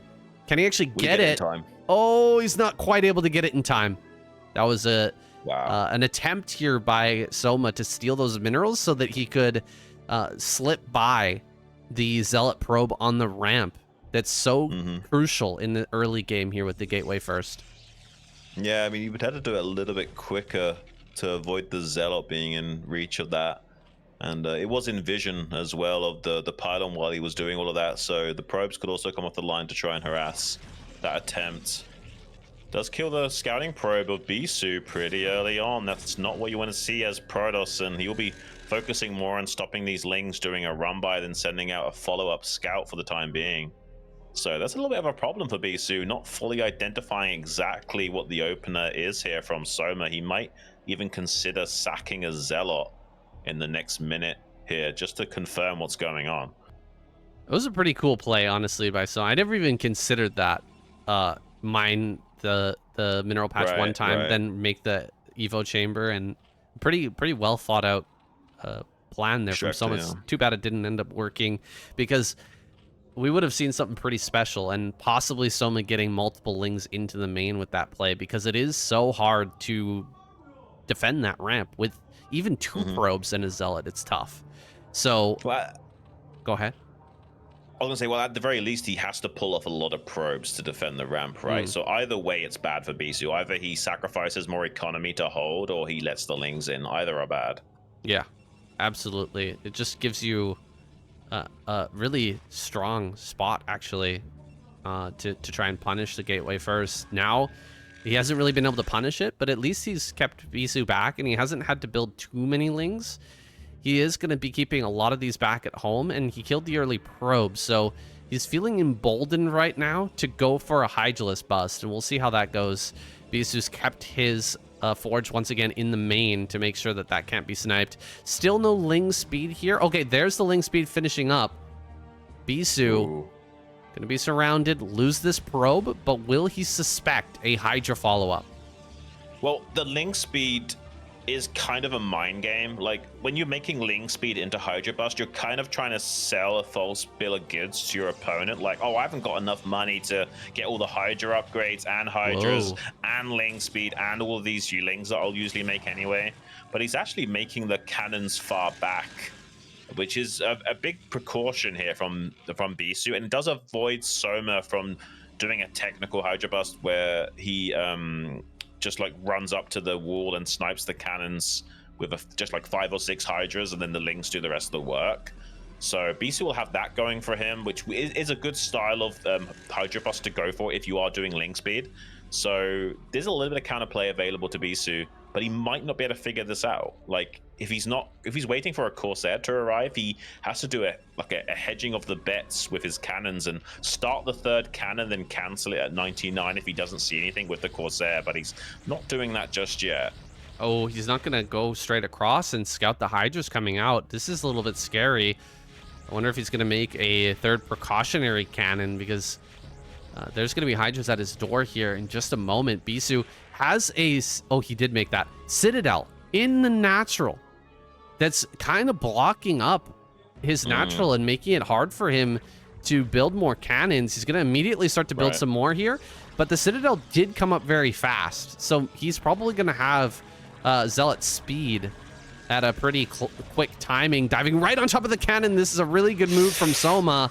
Getting that cannon immediately. Excellent movement from him with the Hydras to get right up against that gateway. Get that damage done. He's killing off a lot of these Zealots. Lings are kind of sacrificing themselves here, and I think these cannons are for the most part going to finish. It's looking like a hold here for Bisu, at least so far. Yeah, despite the Citadel being in a bit of an awkward spot, it's gone pretty okay for Bisu. Soma does take out another cannon, but he's got plenty warping in. And there's no forge in the wall, so there's no probability of sniping the... He does actually kill both of the Corsairs. That's pretty big, killing them for free like that. He really wants to kill that Overlord so that the DT can't be dealt with and he can bat this back, but loses both Corsairs because of that as a result. Not super optimal here for Bisu, but he does hold. He does force Soma into a bit of a precarious situation, but Soma's going to try and dive with his cannon. I don't know why Soma's so adamant on killing these cannons. I think this is a mistake from Soma to try and run it down, but it does allow also Bisu to slip out with the Dark Templar. And I think now that Soma's committed so many forces to trying to bust Bisu's chances are slightly more increased now. Yeah, this is a good move by Bisu to just send the DT out when the Hydras tried to commit there. He knows that it's very unlikely that Overlord speed is even started. It's very unlikely he has a layer here just yet. He may be transitioning now, but you're not going to have full coverage with the Overlords. And there's going to be opportunities to potentially slip in. It's just going to put Soma on the back foot, force him to leave more Hydras back at home and not fully commit, get some more scouting information here. All good things for Bisu, who's seeing the main. He sees no layer. He knows more cannons are necessary. He's just been building non-stop cannons. That Citadel is starting to be a bit of a problem now, Xun. You can actually kill that after getting the Templar Archives. You just kill that thing, man. That thing's in the way. It's literally just in the way at this point, yeah. I guess it helps you replace the Templar Archives if there's a Doom drop that snipes it, but besides that, you do not really need that building anymore. You're quite right. He's going to be throwing down a lot of gateways now. It's been a long time coming. I mean, the reality is every cannon you make is a potential gateway that could have been. So it has slowed down the infrastructure of Bisu quite considerably in this game, and we'll be transitioning, making an Evo chamber, as well as some rounds of drones to prop himself up in this game as well, going into that mid-game phase. And the Corsair is going to be identifying the majority of that transition, so he sees how many drones are being made, how many Hydras, and he can, more appropriately min-max to adjust to that. But this lair being this late means that Bisu's gonna be pretty happy about his decision to make this many cannons. So honestly, there's not a world in which Soma can rush Hive and just dominate Bisu with a quick transition anymore. Like he kind of has to play a little bit more Battlezerg centric in the mid game going forward, which does actually help Bisu out a lot. Yeah, the Stu base timing is going to be scary. The hatcheries are coming up so late. He made like a full extra round of Hydras more than he really needed to. to continue to threaten Bisu and put him on the back foot here. And look at all the gateways finishing up. There's not enough drones, guys. There's like, I would say about 30, maybe 35. He's getting there, but he actually needs units now. He needs units right now because the gateways are going to be nonstop pumping from here on. Yeah, it'll be a little bit later than usual. Like, you would expect an explosion at around about 10 minute 30, 11 minutes where the Protoss just starts to ram it down. But with how many cannons were made, it'll be a slightly delayed. So you'll be looking at more of like a 11 minute 30, 12 minute massive move out push timing here. He's going to start gearing up for that now by killing his own cannons and starting to put on the pressure. He's actually moving out at 100 supply. It's a little bit ahead of schedule, but he knows that Soma probably doesn't have a lot up there, so he's going to check first, but then sees that it's a bit too premature to push out. So he's going to wait just a few extra seconds, closer to 11 minutes, which makes a bit more sense, and will then start to apply pressure to Soma, but Soma can just keep microing back. Against Zealots, the Templar, you just kind of want to meet the Protoss at their gates, and then every time the Zealots, so the Templar get in range to storm, you just micro back. You kill a Zealot, micro back, and just don't allow them to get good storms. And because the Templars move so slowly, you can kind of rinse and repeat that a few times and sandbag the Protoss advance and coming out onto the map like this. But it is super important that Bisu has a contingency of Zealots out on the map just to threaten Soma here, so he can't be fully committal with his army to contain Bisu right now. He wants to be worried about possible Zealot run-bys and what have you to pin back the majority of these forces. Big meta switch here from Soma. This is the comeback mechanic. The comeback mechanic for technical Zerg players like this. Really for all Zerg players. Sometimes you can just snipe down those high Templars, get a few kills, and then overwhelm with Hydras, but it really takes a lot of finesse. A fourth base over in the top right-hand corner. Bisu doesn't have much anti-air right now. He's got quite a few Dragoons, but the death ball is not that big just yet. He's starting to move out now. Does he have enough here, and how many kills can someone get with these mutas? Yeah, I'm curious.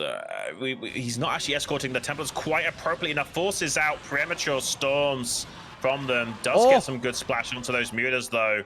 Not sure that was super worth it from Soma. He flew into the storm. Did you see that? Yeah. It's kind of nutty, right? He kind of helped Bisu clear up those mutalists. Bit of a sloppiness starting to come out from Soma. Maybe still feeling some jitters from those last two games where Bisu really turned things around in a big way after such a convincing game one lead for Soma. Now feeling a bit of pressure now as Bisu has a very potent two-base timing attack making its way up downtown from this vertical axis, and will be applying a lot of pressure to Soma. He's making a few sunkens, but like we talked about, Dragoons are like siege tanks in this matchup and will apply so much pressure to Soma. And when you're bottled in with your Sim City like this, you can just get stormed into oblivion. He's trying to take out some of these High Templars, gets one successfully, but there's still like 3 storms available to Bisu. Soma wrapping around the back now as well. Pretty beautiful storms blanketing those Hydras, but maybe there's barely enough critical mass to fight back against Bisu as well, sniping that observer, but there's no lurkers on the way, so I think Bisu is going to run it down right now and successfully cripple the majority of the forces of Soma despite not killing him yet. I think quite a few of those storms actually didn't come out there, so Soma's going to hold for now. The follow-up is going to be super scary, though. Oh, this storm at the end of the fight as well. So painful. He's not even going to get that High Templar that's retreating back home. Bisu going to set up his third base here in a moment and continue to rally. I don't see a possibility for someone to counterattack here. Maybe he can bunker down, make a bunch of lurkers at this point, but he doesn't even have that hatchery at the natural anymore. He's lost a lot of his production. He needs a lot of you to just keep himself alive, maybe go for the late game. Bisu sees top right. He's now going to threaten that with some zealots and look for another push potential towards the natural. Yeah, if Soma gets just a few more drones into that 4th base, he's going to be sitting pretty. He's starting to hatch out some lurkers. He's got like 4 or so drones. He transferred a couple up to that 4th base in the top right as well. If he starts mining on that 4th gas and has a few on minerals, that's going to be such a big boon to his economy that Bisu will be in a little bit of a rough spot. So Bisu's kind of got a choice now. Do I try and ram it down with 2 base, which is very risky, which is basically all in at this point, or do I just try and expand, take a 3rd base and transition? And he's gone for that latter option because it's more of a sure thing. He traded pretty good against Soma, but not good enough. And Soma being pretty relentless, coming in here and sniping off another Templar, but does pay the price of admission in the way of half a dozen Hydras to do so.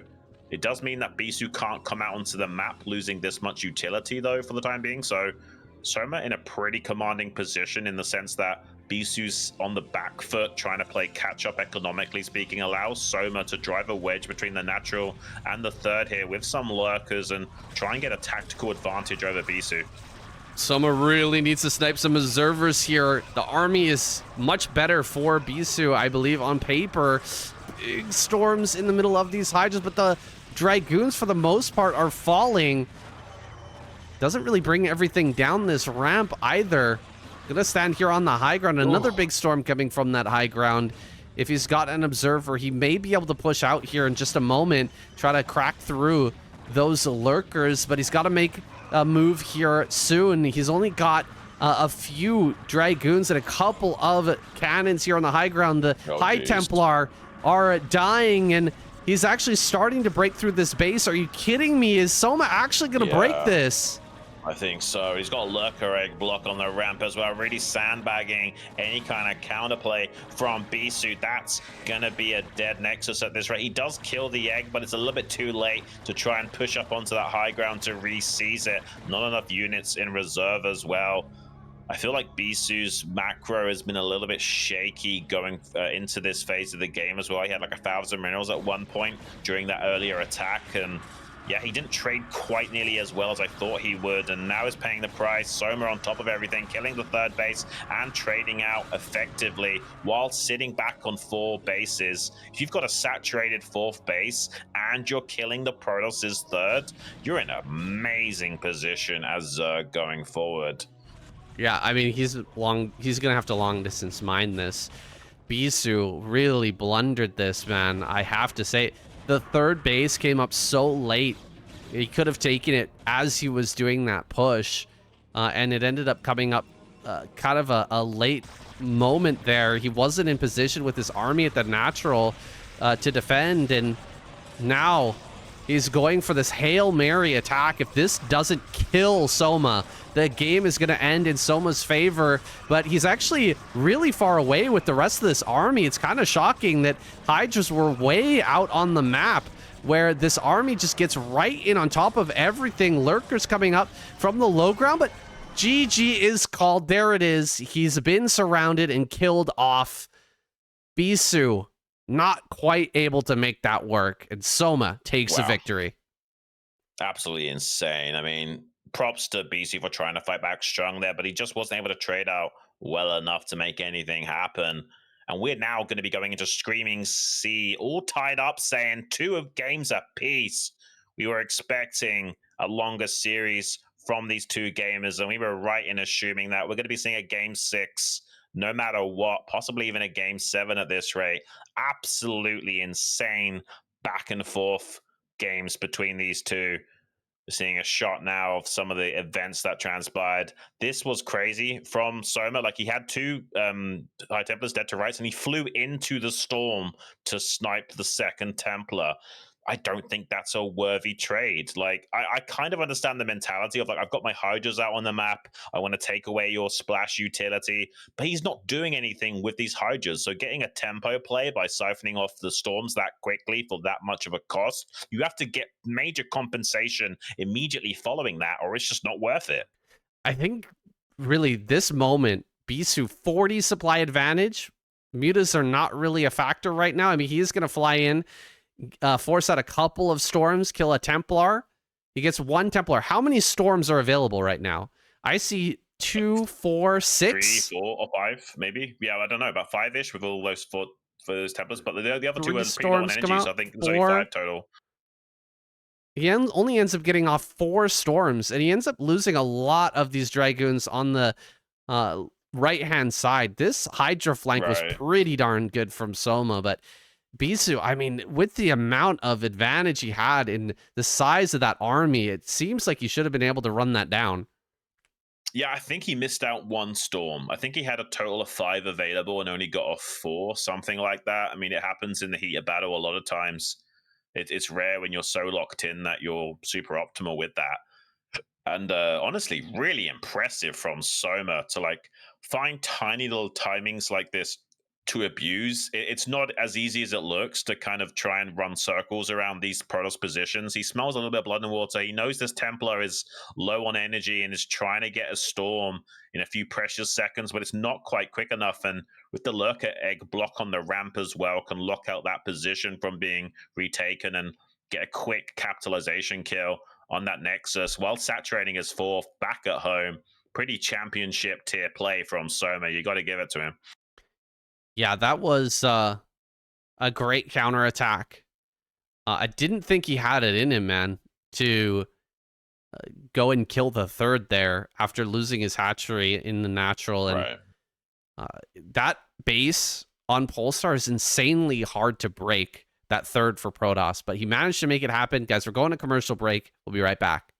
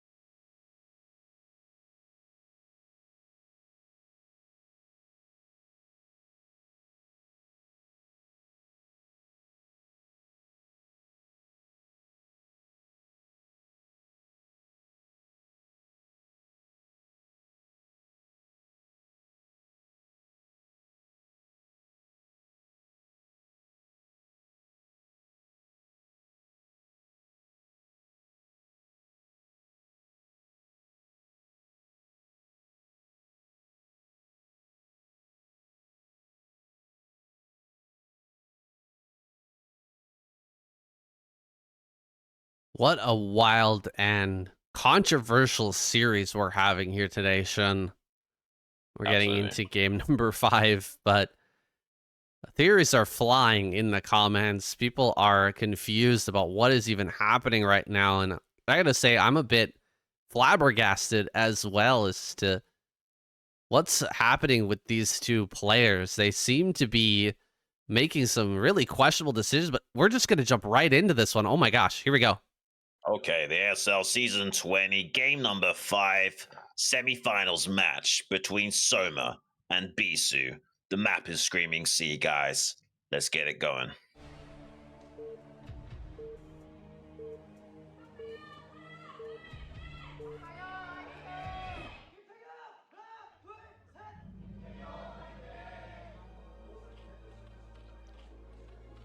Soma, spawning top right. Bisu, bottom left. And yeah, it's been a crazy series so far. This is a crazy map, though. We're here on Screaming Sea, and a lot of wild games have been played this season on this map. It's been honestly one of the more interesting wild maps we've had in ASL. Like, we've come a long way since maps like Sparkle and 76 and that sort of thing. Oh, absolutely. I'm kind of happy. Ooh, look at that. That's a 3D cheerful there. An Archon. Power overwhelming. Really nice stuff. I like to see these guys being creative with the cheerfuls in the crowd and giving us some great artwork to enjoy and dedicate their artistry to this great game. Really a joy to see. But yeah, this map is very bizarre. Like, we originally thought this map pool was like a very anti-Sulky, anti-Zerg map pool, but turns out Zergs are having a pretty good time on this. So you can see the map data right now. 3-0 Zerg versus Protoss on this map. And granted, that's a very small bias map pool. Sorry, statistic pool to choose from. Very small sample size, but I mean, that's still pretty crazy. Like, maybe Soma's got something great planned here and he's going to dominate Bisu as well. But Bisu's going to really throw a wrench into whatever Soma did have planned by just pylon blocking that natural. We saw him try and hide a drone to go to the natural to throw down a quick hatchery there potentially. But I think he realizes that Bisu's doing this pylon block strategy, so he just sends that drone back to mine right away. Yeah. Does get the confirmation on the pool there. And so he will have to throw down the forge before making this Nexus. But I think he'll probably go forge Nexus, then cannon. You've got quite a bit of time as the lings are coming across the map. He cancels here the pylons so that he can slip this out. Okay, builds cannon first.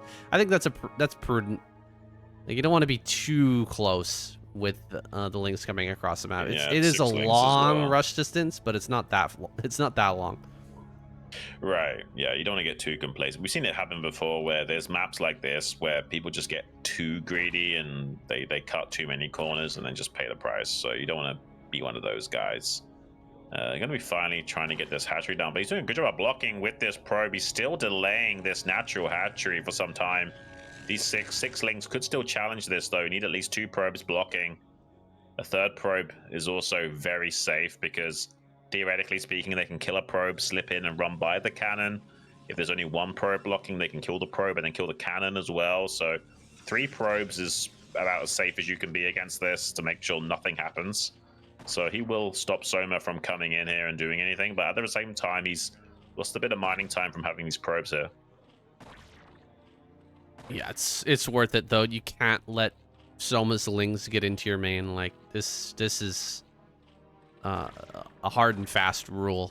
Soma is very good at getting damage, that we saw versus other Protoss players this season. How much work he can do with those just 1, 2, or 2 to 3 lings. Like, the game is almost over when it comes to Soma's control. However, this series, we've already seen Bisu have some really next level probe control, and here we are again, blocking the natural, spinning around here in the main, just keeping this alive for an inordinate amount of time. Now going to come out, try to deal some damage to a few of these lings with that first zealot. It's a bit dangerous to push forward here, though. There's not 2 cannons just yet. Yeah, I mean, Soma almost had really good drone control to kill this probe, but wasn't successful in that. So now the probe's going to confirm the lair at the third base location. So that's a nice scout from him. We've talked a lot about how important scouting is for Protoss in the early game against Zerg. So Bisu keeping this probe alive is actually such a big deal. He probably will either catch the probe or force it away now. It's actually just barely slipping by. Breaks the ankles of those Zerglings a little bit here. And has two Zealots making their way downtown. So if he forces these Lings to chase this probe all the way around, and now these Zealots will be able to hit maybe the drones a little bit before the Lings can respond. So the Overlord now sees that, so the Lings will react. Fortunately, he had an Overlord there. If he didn't spot those Zealots coming in, could have been a little bit annoying there for Soma, so he does avoid disaster. There's not a great place to hide the Zealots at that base, so he decides against kind of diving in, trying to get behind the minerals or something like that. Yeah, you can see there's quite a bit of space back there to surround and kill those Zealots. So Bisu retreating, still has this probe alive, though. I actually thought that went down. He somehow kept that alive, same. and it's just being crazy slippery. It does go down with the finishing of that Ling speed, but really, really solid scouting from Bisu, and that's just first blood here with the probe going down. Corsair will definitely be able to get an Overlord. Is he going to be able to get an Overlord over on this side of the map, though? Hydroden in the natural. Spire is actually pretty late here. I guess he's going to defend with Hydras. I think he is. I mean, he made a Hydroden before the macro hatchery, and it's double Stargate. This is going to be interesting how this all lines up.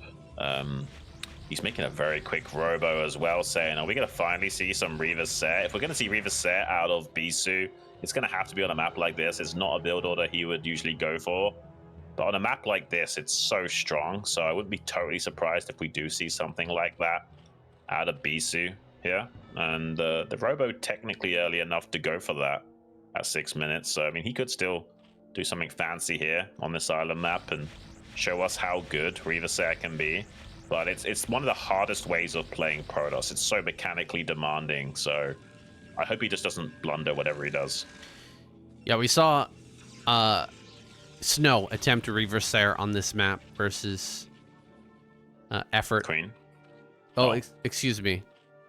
I think I'm getting mixed up actually with a different game I saw. We have seen Reaver Set on this map before, have we not? Yeah, we saw more in KCM. Like we saw Snow do this against Queen on KCM, where Queen went for a fast 4 hatchery 4 base, and he lost the Reaver in this third base location. Diving in here, gonna get at least a couple of Overlords. This is the power spike of two Stargate Corsair play. It gets 2-3 Overlords, gets a supply block from Soma, and has the possibility of getting some damage. There's quite a bit of area to cover right now for Soma. He does have a couple of Scourge out here looking for some snipes. Not going to get anything over at bottom center, but I think he's aware that there's a possibility of a very quick third base coming out from Bisu right now. Yeah, just to explain to everyone why Reaver Set is so much better on this map, it's because you have these island expansions primarily. The downside to Reaver Set is it's a nightmare to get a third base online unless you somehow ninja it when the Zerg's not paying attention. Really easy for the Zerg to shut down you from ever getting a third base online and slowly but surely putting a stranglehold on you in the game. But with these island expansions, you know, as long as you have the air superiority of these Corsairs in the sky, they can't really shut you down from getting a fast third like this from Bisu. So we'll see a lot of potency out of this build order as a result. And I really do want to see Bisu do a very strong showing of this. Can he kill a massive pack of Overlords right now? He kills like 4 Overlords in one big sweep, putting a big supply block onto Soma. This is a great start for the Reaver Set opening. This is why Bisu is the one guy who can make 2 Stargate Corsair work. Time and time again, he gets in there and kills more Overlords than anybody else. Oh my gosh. Fleet Beacon on the way. You'll love to see it. Now, is this a Fleet Beacon for something like Carrier? I doubt it. I think this is more along the lines of +2 and possibly Disruption Web. Yeah, that's exactly what I'm thinking. Definitely the +2, but I really also would love to see the D-Web. That if you have the mechanics to go for not only the Reversair, but also Disruption Web, oh my days, can you run rings around Zerg? It's just the most hardest way of playing the game for a Protoss player. But if you can somehow pull it off, there's almost nothing the Zerg can do in response to it. It's crazy how strong he's getting a 3rd Stargate, saying this is gonna get wild. Oh my god. Well, the 3rd Stargate puts a question in my head, Xun. Are we actually gonna see Carrier? Is it possible? Burrowed Hydra's here at the natural. He's looking. Oh my god, this does not work. That's a lot of Scourge go down. This is so many Corsairs that you cannot kill this with Scourge. You need something like a Ensnare. I've seen Larva play on this map really awesome games where he actually gets Ensnared. Look at that. Oh, so many Scourge going down. Such a bad trade there for Soma. If you can get an Ensnare on those Corsairs, though, you can actually get some amazing connections. Yeah, Ensnare's so good against Corsairs if you do find that connection. It slows down their movement speed so they can't just micro around. It slows down their attack speed a little bit as well, so they can't just gun down all of your Scourge for free. It really does help you to not only catch them, but kill them as well. I'm not sure we'll necessarily see that from Soma here, but this will be curious to see from Bisu. Is he actually going to go into carriers from this position? I mean, he could. Like, it's not usual because this map might be viable for carriers, but it's not a good strategy unless you're in an okay spot already. He did kill a lot of overlords and supply block Bisu here. And he sees it. Yeah, he sees it. This is crazy. This has to be carriers, right? Like, these have been spinning for a long time before spitting out any Corsairs, so this has to be a carrier build, which is crazy. We rarely see carriers at the pro level versus Zerg because you usually have to be in a winning position to make them work. And he's kind of in a good position, but not like necessarily a winning position. So I'm really curious if Bisu can actually win with carriers here. That would be exceptional. Wow. You know, I think that Soma was planning to do a Doom drop into the main, but a Zealot spotted this on the left-hand side. Oof. Maybe? I don't know. He's actually trying to take that base? That's crazy. That's crazy. That's wild. Yeah, that's crazy. He's getting Hive now as well, but, I mean, what do you think? Do you think carriers can actually work on this map? I guess they will if Soma doesn't do anything to keep Bisu on the back foot. We have got carriers! Carriers have arrived. Saying this is gonna get all kinds of nutty here. I think he even made a 4th Stargate. This is probably gonna be one of the most interesting PvZs in recent history, Sam.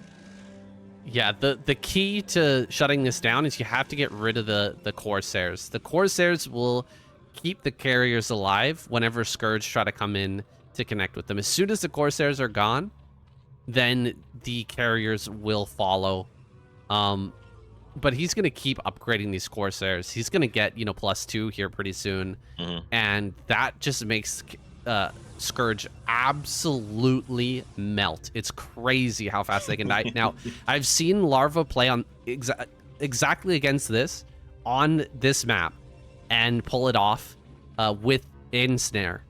Get an Ensnare on all the Corsairs, wipe them out, and then you can start to drop these bases and kill the carriers in the sky with the Scourge. But he's actually making double Spire to keep the double upgrades going. Spire. And we're going to see Devours. We're going to see Devours here. This is going to be such a good game, Saiyan. Oh my gosh. He's got +2 Flyer Carapace as well to try and negate the air advantage of Bisu by stopping those neutron flares ripping through his army too cost efficiently. And Devourers are amazing. You don't usually see them, but just so in case you guys aren't aware, they can stack up to a maximum of 9 times with their acid spores. And those acid spores not only increase the amount of damage you take by 1 per each, so up to a maximum of 9 extra damage per hit, but it also reduces the attack speed. So they are great at dismantling flocks of Corsairs, so we could be seeing a really interesting game now, especially that Soma has got this 9 o'clock base ticking and churning out another 300 gas a minute as well as some minerals. Saiyan, like what craziness are we even watching right now? How is this game even taking place at the pro level? I think this is what everybody imagined was possible. Oh god, here's the D-Web. Oh man. Devourers are being made right now. 10 Devourers are being made right now, guys. Everyone imagined that a game like this was possible when you saw this map, but no one thought it would be here in the semifinals that someone would finally pull it out. Like, we haven't seen this really take place yet. And now we're getting it here in Bisu versus Soma, game number 5. Are you kidding me? This is wild, Xun. And Soma has +2 armor. He's got 10 Devours, but can he make it work? Can he actually shut this down? I don't see a queen, and I think that's the X factor that you need to break the air army here. Yeah, a plague or ensnare of the queens would be huge. You can also use parasite to keep track of the carrier fleet. If he doesn't have that kind of utility, he might be in a little bit of trouble. But these Devourers have a natural 2 armor, so 4 total armor on these Devourers. They're usually so bad against most things, but they actually will provide a lot of value against what Bisu's got here. He's going to try and dive onto these Corsairs now. Massive splash of acid spores, getting maximum stacks instantly with 1 volley because of the amount of Devourers he's got. So they are taking so much damage from these Mutalisk glaives. As a result, it's basically like a negative armor. So right now, these Corsairs have like -9 armor because of all those acid spores. That's why they're actually retreating from Mutalisks right now, because you can see they're just like glass cannons once those mutas are able to exploit those acid spores. He's losing so many carriers as well to the volleys of those mutas because the armor of the Protoss is just irrelevant with those acid spores taking effect. Unreal. He just dominates that fight. The Corsairs are gone. Carriers no longer matter. As long as he just keeps building. Oh, he's building Guardians. Oh, shit, he's building Guardians. Oh my goodness. What a game, guys. This is amazing. We get to see all of your theorizing come into practice here today, guys. Everybody who's in the chat saying, what if they went carriers? What if, Snow or Bisu or whoever went carriers? We're getting to see that in person now. This is like the guys in the chat, like, put in an AI prompt and gave it some box art to work with, and this is the result. It's absolutely insane what we're watching right now. Bisu trying to take the 3rd island expansion here on the right-hand side. I'm not sure that's long for this world. He's making another Stargate. He's going to attack his own assimilator to deploy the interceptors ahead of time so they can more quickly get on top and do damage to anything that comes their way, but I think Soma's in a pretty great spot right now, and using a couple of tactical Guardians to shut down these island expansions that are predominantly reliant on just some cannons to hold the line and maintain mining. Bisu is going to start losing some of these bases. Snipes the shuttle on the exit as well that were trying to save some of those precious probes. So I think Soma's going to start fighting back really strong against Bisu now as a result. Yeah, this game is just about cooked. Like, this is just about done. 87 supply of air for Soma right now to the 32. This is, I think we're seeing the reason why we haven't seen carrier for so long in this game. Like, this is a perfect example. Is like, you just get the right tools as Zerg and you can handle this army straight up. You just fight it. You just attack it, fight it, kill it. It's really impressive what Soma has done here, but we're getting a great show of exactly why it doesn't get done very often. Yeah, I've talked a lot, saying in previous time and recently about how carriers are more of like an I win more button when you're already doing so great against the Zerg. To do them after you've only supply blocked the Zerg a little bit with the Corsairs, I mean, it kind of makes sense on a map like this, but it's still so hard to pull off. Like, you have to be super hyperactive and vigilant at all times, and it's just not an ideal strategy unless you're the best gamer that ever lived. And I really do respect Bisu for going for this strategy. It's definitely would have really impressed fans back at home had he won with the D-Webs and the carriers in conjunction with a fleet of Corsair. It would have looked very spectacular. The reality is Soma himself is a god gamer of a Zerg and is doing a great job of fighting back against this. Look at how many Devours there are in the sky. Corsairs slightly split up, so he's avoiding total disarray, but it's more than enough to start chewing through this Protoss fleet. Nonetheless, he has killed the majority of those mutas, though, because some of those Corsairs were actually slow in being able to be applied with the acid spores because of them being slightly split. So actually Bisu fighting back pretty strong here. This is definitely the kind of way he needs to play. He needs to pre-split up his fleet so that the Corsairs don't all just get, you know, engulfed by the acid spores. So some of them remain untouched and can dish out the damage necessary to kill those mutas, which are the backbone of the fleet of Soma. He coats all of the Protoss units with acid spores and the mutas go in and mop up. But if there's a few Corsairs that haven't been doused with that ability, then they will still do maximum damage to the Zerg and have a strong chance against those mutas. There is a potential here for Bisu. One big thing that can kind of swing fights like this is if Bisu manages to get a High Templar and a shuttle into one of these fights. Like, it's hard to do when you're controlling carriers and trying to split Corsairs and everything, but if he drops a couple Templar and storms the entire clump of Devours, it is insane how fast all of that can melt. We saw how stacked the Devours and mutas were during these fights, and the armor's not going to matter when it comes to Storm. Do you know what the counter is to this? Is Maelstrom. You actually get an Archon in a shuttle, and you Maelstrom the pack of Devours, and then you wombo combo that with the Storm. That's how Reach beat Choja back in the day when it was like these big air battles with fleets of carriers versus Devours and what have you. So that's the game plan here for Bisu, is he should really get a Dark Archon and Maelstrom or everything here, but it doesn't matter. He still might be able to find a way of winning without Maelstrom. He's doing a great job of just blanketing those Hydras with the D-webs. That's really great stuff from Bisu. What are you even watching right now? Like, if you told me that this game was going to be happening today, I don't think I would have believed you. No, I think that I might have been a little bit in disbelief as well. Thank goodness we're getting to watch this live, so we don't have any possibility of spoilers, because I would be so mad if somebody spoiled this ahead of time for me. Don't go spoiling anybody, guys, by the way. Telling them... Yeah, don't do that. You know, don't go into people's streams or tell them about these games. Make sure to keep it a secret and just keep it to yourself. This is an amazing game, and Bisu is somehow finding a way to come back despite, like, Soma just kind of dominating that first army. He's managed to re-secure this island once again. Yeah, this is actually kind of crazy. Like, Bisu's making a game of it. I thought actually he would be just dead, but he's actually fighting back reasonably strong. I still think Soma's position is fantastic, though.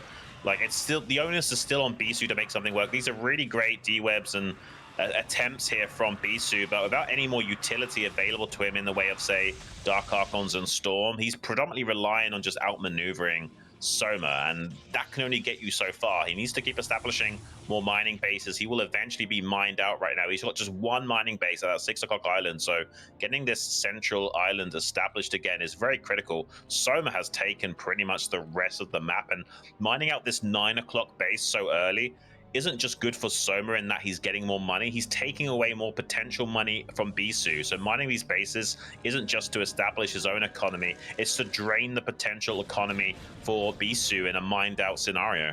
He's going to bring up the High Templar now. This could be the deciding fight here, guys. So many Devourers here, and if Soma decides to engage, we're going to have a ton of Storms come out. Here they go. There it is. Okay, Storms on the Devours. Huge Storm there doing so much damage. He has to drop back, and now this army is very hard to approach from the sky. Like, the Devours cannot stand here and fight.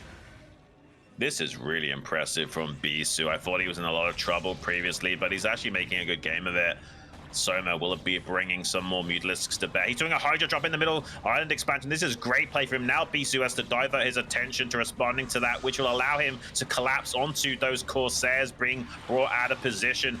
Acid spores on most of those, so the Mutas are actually cleaning up most of those Corsairs. There's a few that are left untouched, so the Mutas are also getting softened up by this. He's trying to blanket the carriers with acid spores and try and snipe a couple of those. He's taken them down to a count of 5. One of those carriers carriers on red HP as well. So the fleet of Bisu is pretty minuscule right now, and he doesn't have a mining base. 6 o'clock just got mined out. He hasn't got that central island anymore, and Soma is going to do everything in his power to stop Bisu taking this natural third.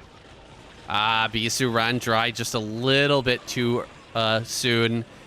You know, maybe if he had brought the Reavers over to that island, if he had a little bit more defenses over there, he might have been able to save that base, but he just didn't have it. I liked the push out.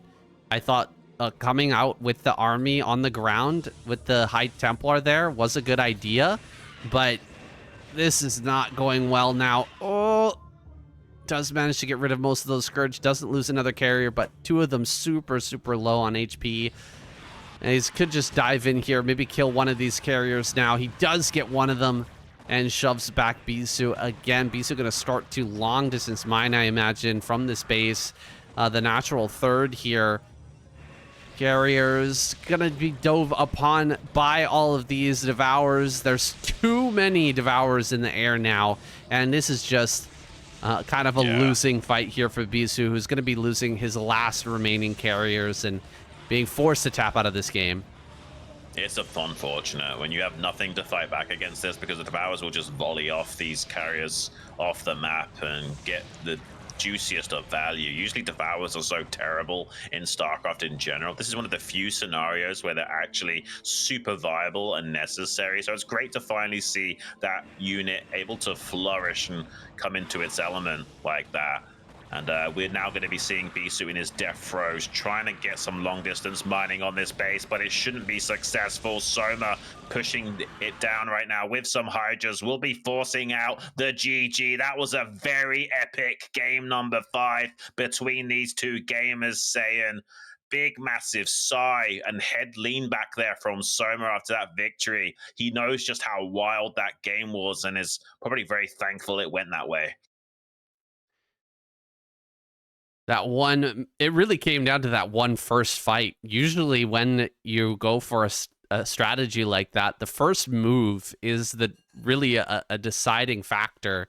Both of us, I think, were pretty sure that Soma was going to win after wiping out that initial carrier army, but Bisu almost made a game out of it by taking the island and fighting back strong. That was a fantastic Screaming Sea game. I'm glad we finally got that, because it's something we've been waiting for all season, I think. Yeah, no, I mean, ideally, I would like to see more players go for a strategy like that. But the brutal truth is that it's honestly one of the hardest ways of playing Protoss. And let's just say this.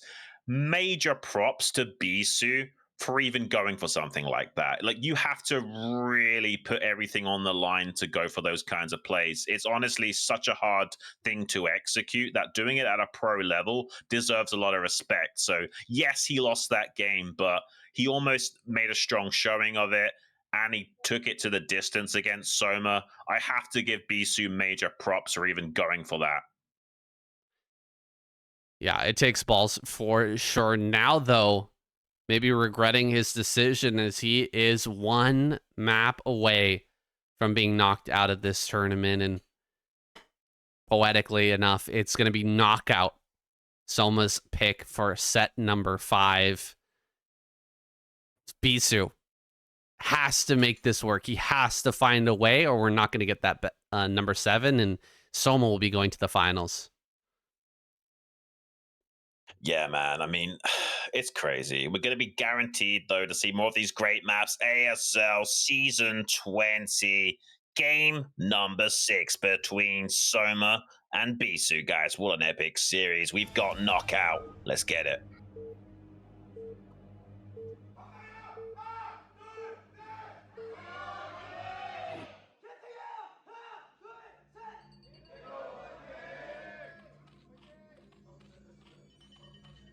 Soma spawning top right, Bisu bottom right, and as we do here on the match point, we're going to shout out the Patreon supporters over at Saiyan Shun Duocast at Patreon. So thank you guys so much for your support recently. We've really been enjoying reading your messages, and just receiving some of that monetary support. It does give us a lot of faith that we can continue to do this for a long time in the future.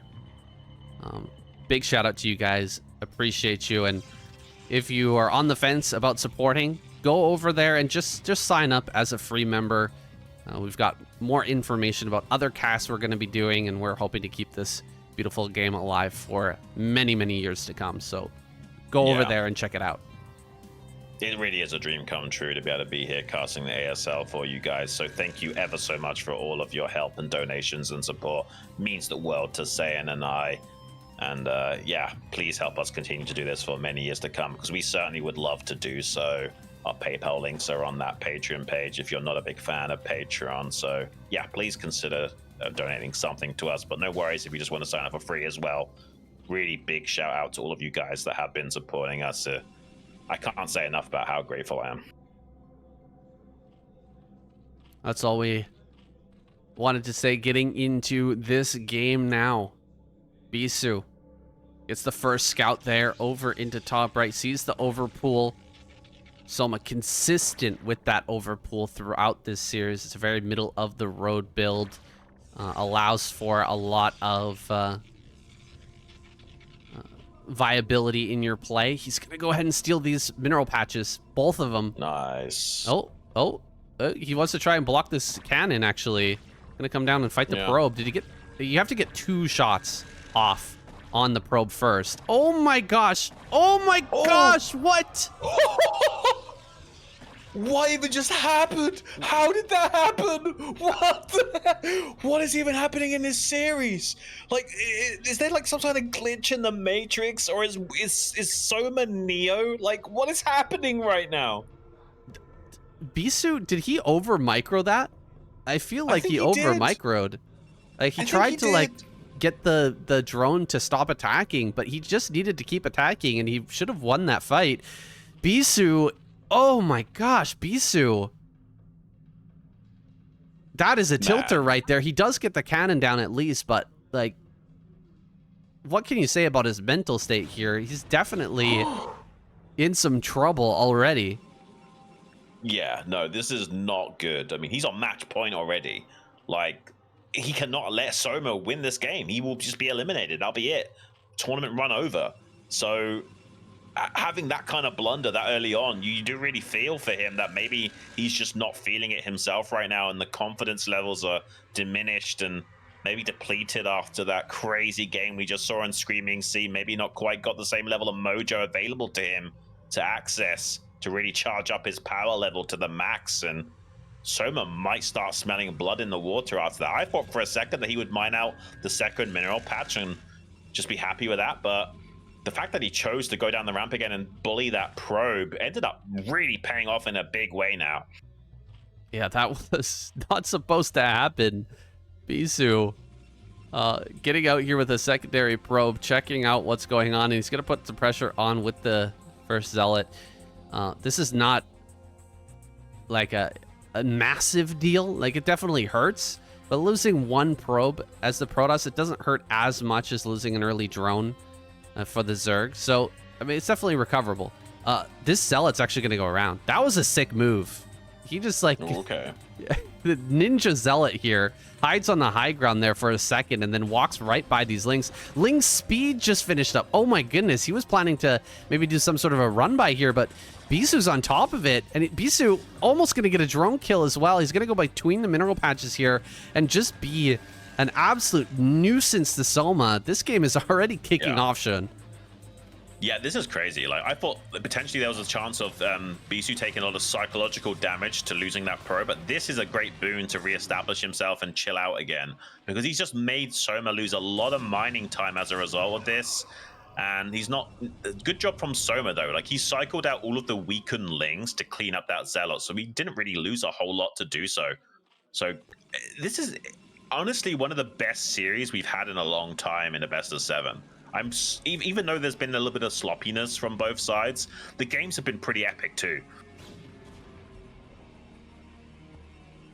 Yeah, basically whenever you play StarCraft Brood War, there's going to be mistakes. There's no way around it. It's just the number of mistakes fluctuates between games. And although there's been quite a few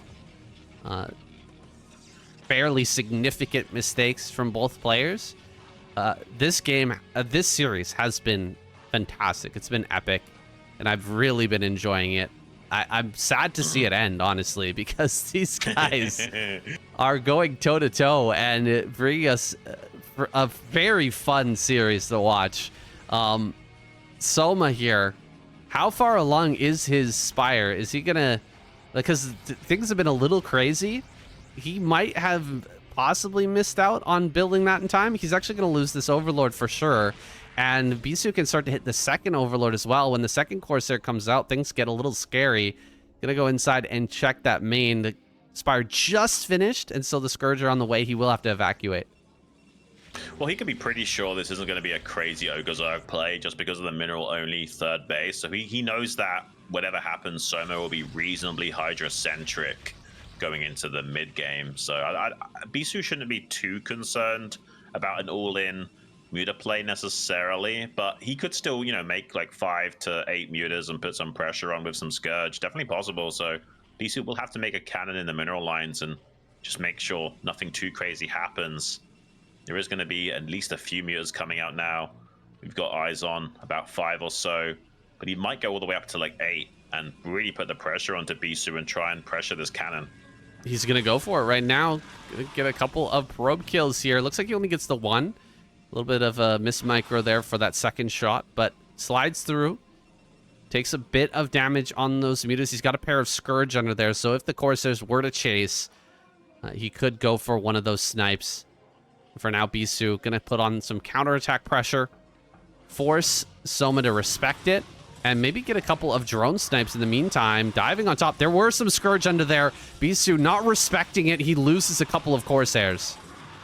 Oh, he's going to lose another one to the Mutalisks as well, but I mean, this isn't super bad for either player. He did kill 2 or 3 drones with those Zealots. If he gets the Den, that's pretty big as well. He's targeting that down right now. He's actually got a few Zealots at the third base, hitting the drone line there, forcing an evacuation, and then the Sunken that was building to stop that as well. Pretty good counter pressure from Bisu. Now that he's killed the Den, it really makes things awkward for Soma. He doesn't have a third gas to just, you know, turn this into an Ogre-Zerg mode where he's making a lot of Muta Scourge. With 2 gases, it's pretty tough to do that. So killing that Den is even more impactful than it would usually be in this scenario. And that's a great boon for Bisu going forward. He didn't do critical damage, but this is the start of something good maybe for him. Yeah, this is kind of how we would expect Bisu games to go. Crisp, Corsair, Zealot timing, getting some damage, running Zealots around, you know, picking off a few drones here and there, and getting himself an advantage, which he can snowball potentially into a really good mid-game push. He just hasn't been able to do it so far this series, and it's good to see him finally getting into his element here and maybe showing us a really good game in this game number 6. He's going to add on some of those extra gateways now and gear up for this attack, even making an Archon because he knows how prone Soma is to making a bunch of mutas to try and come back in situations like this.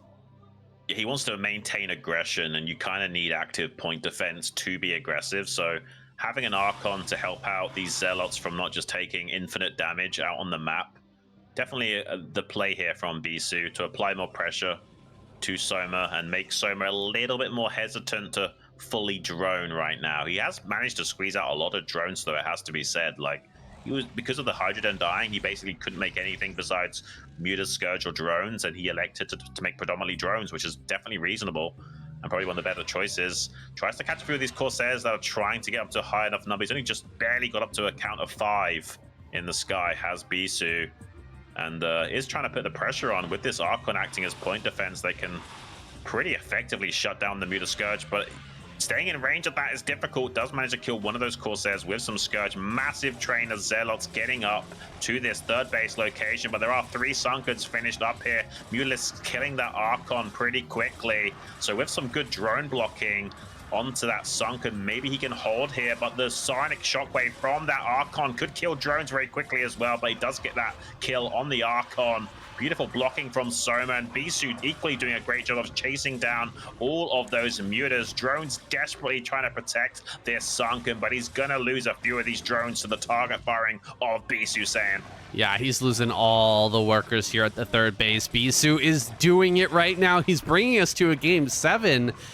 Just needs to close this game out. He's got Soma fully on the back foot right now, and he's barely alive with just a few Hydras over here at the third base. Another Archon makes its way in. He's been doing a great job of target firing the Archons down in these engagements, but it's not going to be enough. One more Archon makes its way forward and just presses in the advantage here for Soma. Another rallied Zealot makes its way up. He will survive for now, but the drone count has been badly injured.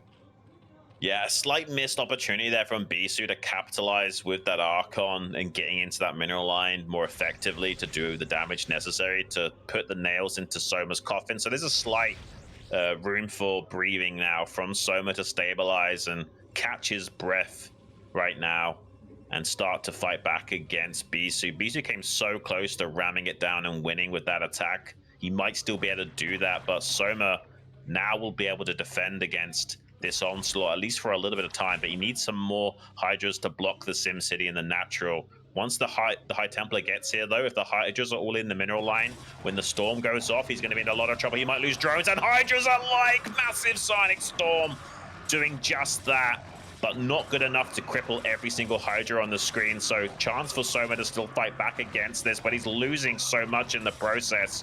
I don't think Bisu's going to find the win condition here, but he's still trading. Yeah, he's still trading and getting kills on these drones. Look at that. 4 drones mining at this third base. Soma just trying to stabilize here. Desperate to hold on against this endless attacking. No third base here for Bisu, has to be said.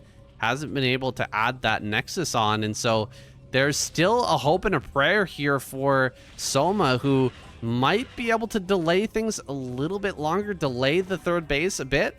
And Bisu will be very close to mining out if that does occur.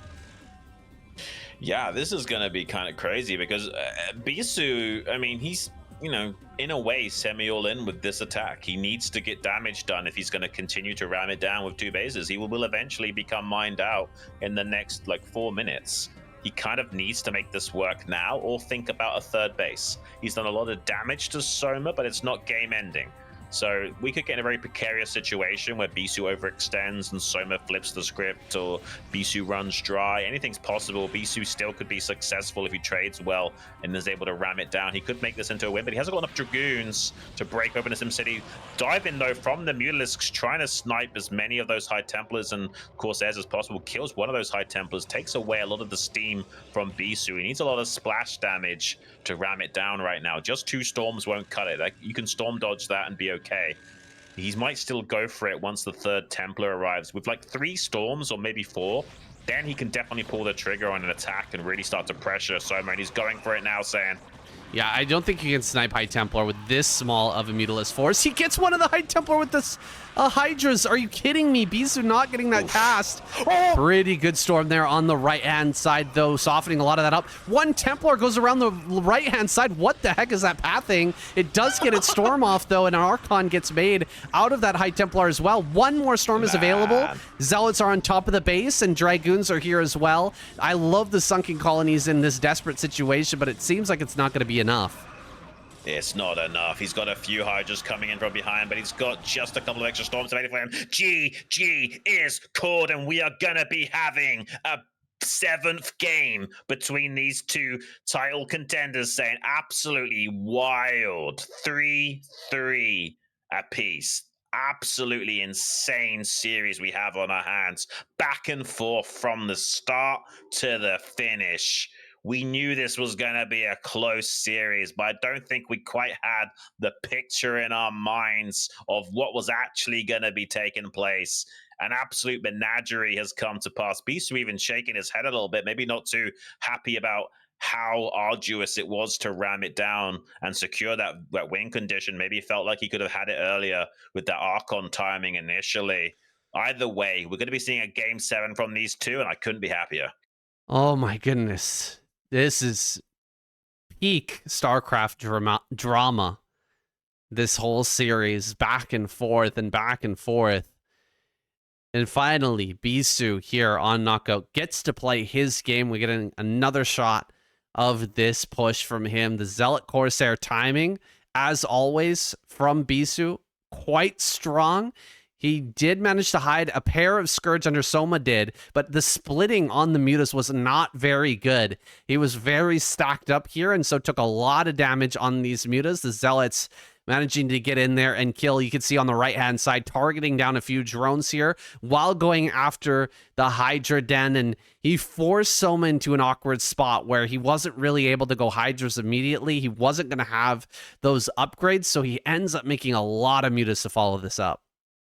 He even kills that Hydra Den before the Hydra speed finishes. You can see that now he's putting on pressure and doing the timing attacks while the range is still not done. So really taking advantage of that window of lack of upgrades from Soma. It's so hard for these Hydras to get into optimal firing positions without that range upgrade. Really helped him out in a big way of capitalizing on this position and trading well against Soma. He didn't quite finish Soma off right now, but he definitely put Soma on the ropes more and more, saying Soma missed his opportunity to knock out Bisu in game number 6. So we've got the true litmus test for these two contenders in that final match, and I wouldn't have had it any other way. Wow, so Bisu was staying really low on probes there as well. What was it, 37 probes total? And just going for it with that 2-base timing attack. Really crisp and well-executed timing from Bisu, guys. This has been an amazing series. We're going to a commercial break. We'll be right back.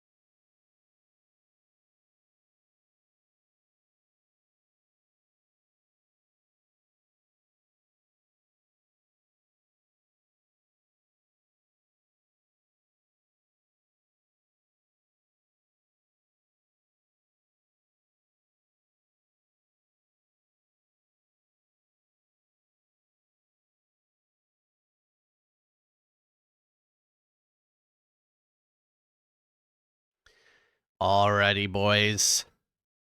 It's time. The final game is here. Game number 7 between Soma and Bisu. This is what we hoped for, Xun. We always cheer for the longest possible series. Bisu needed to make that game work. He needed that win so that we could be here for game number 7 on Litmus, and it's finally happened. We are ready for this one. Absolutely, saying the old guard versus the new school. Soma is 30 years of age. Bisu is 35. Kind of crazy. Most of these guys are going to be in their 30s. That's nature of the beast. Really curious to see who ends up taking this down. Could be either one of them, honestly. What a great final map. The litmus test for both of these guys. Honestly, I do want Soma to win. I think a PvZ finals would just be spectacular, but I'm happy if Bisu makes it as well. I like both of these guys. Let's jump straight into that final match, guys. The ASL Season 20 semi-final match between Soma and Bisu. It's Litmus. Let's get it.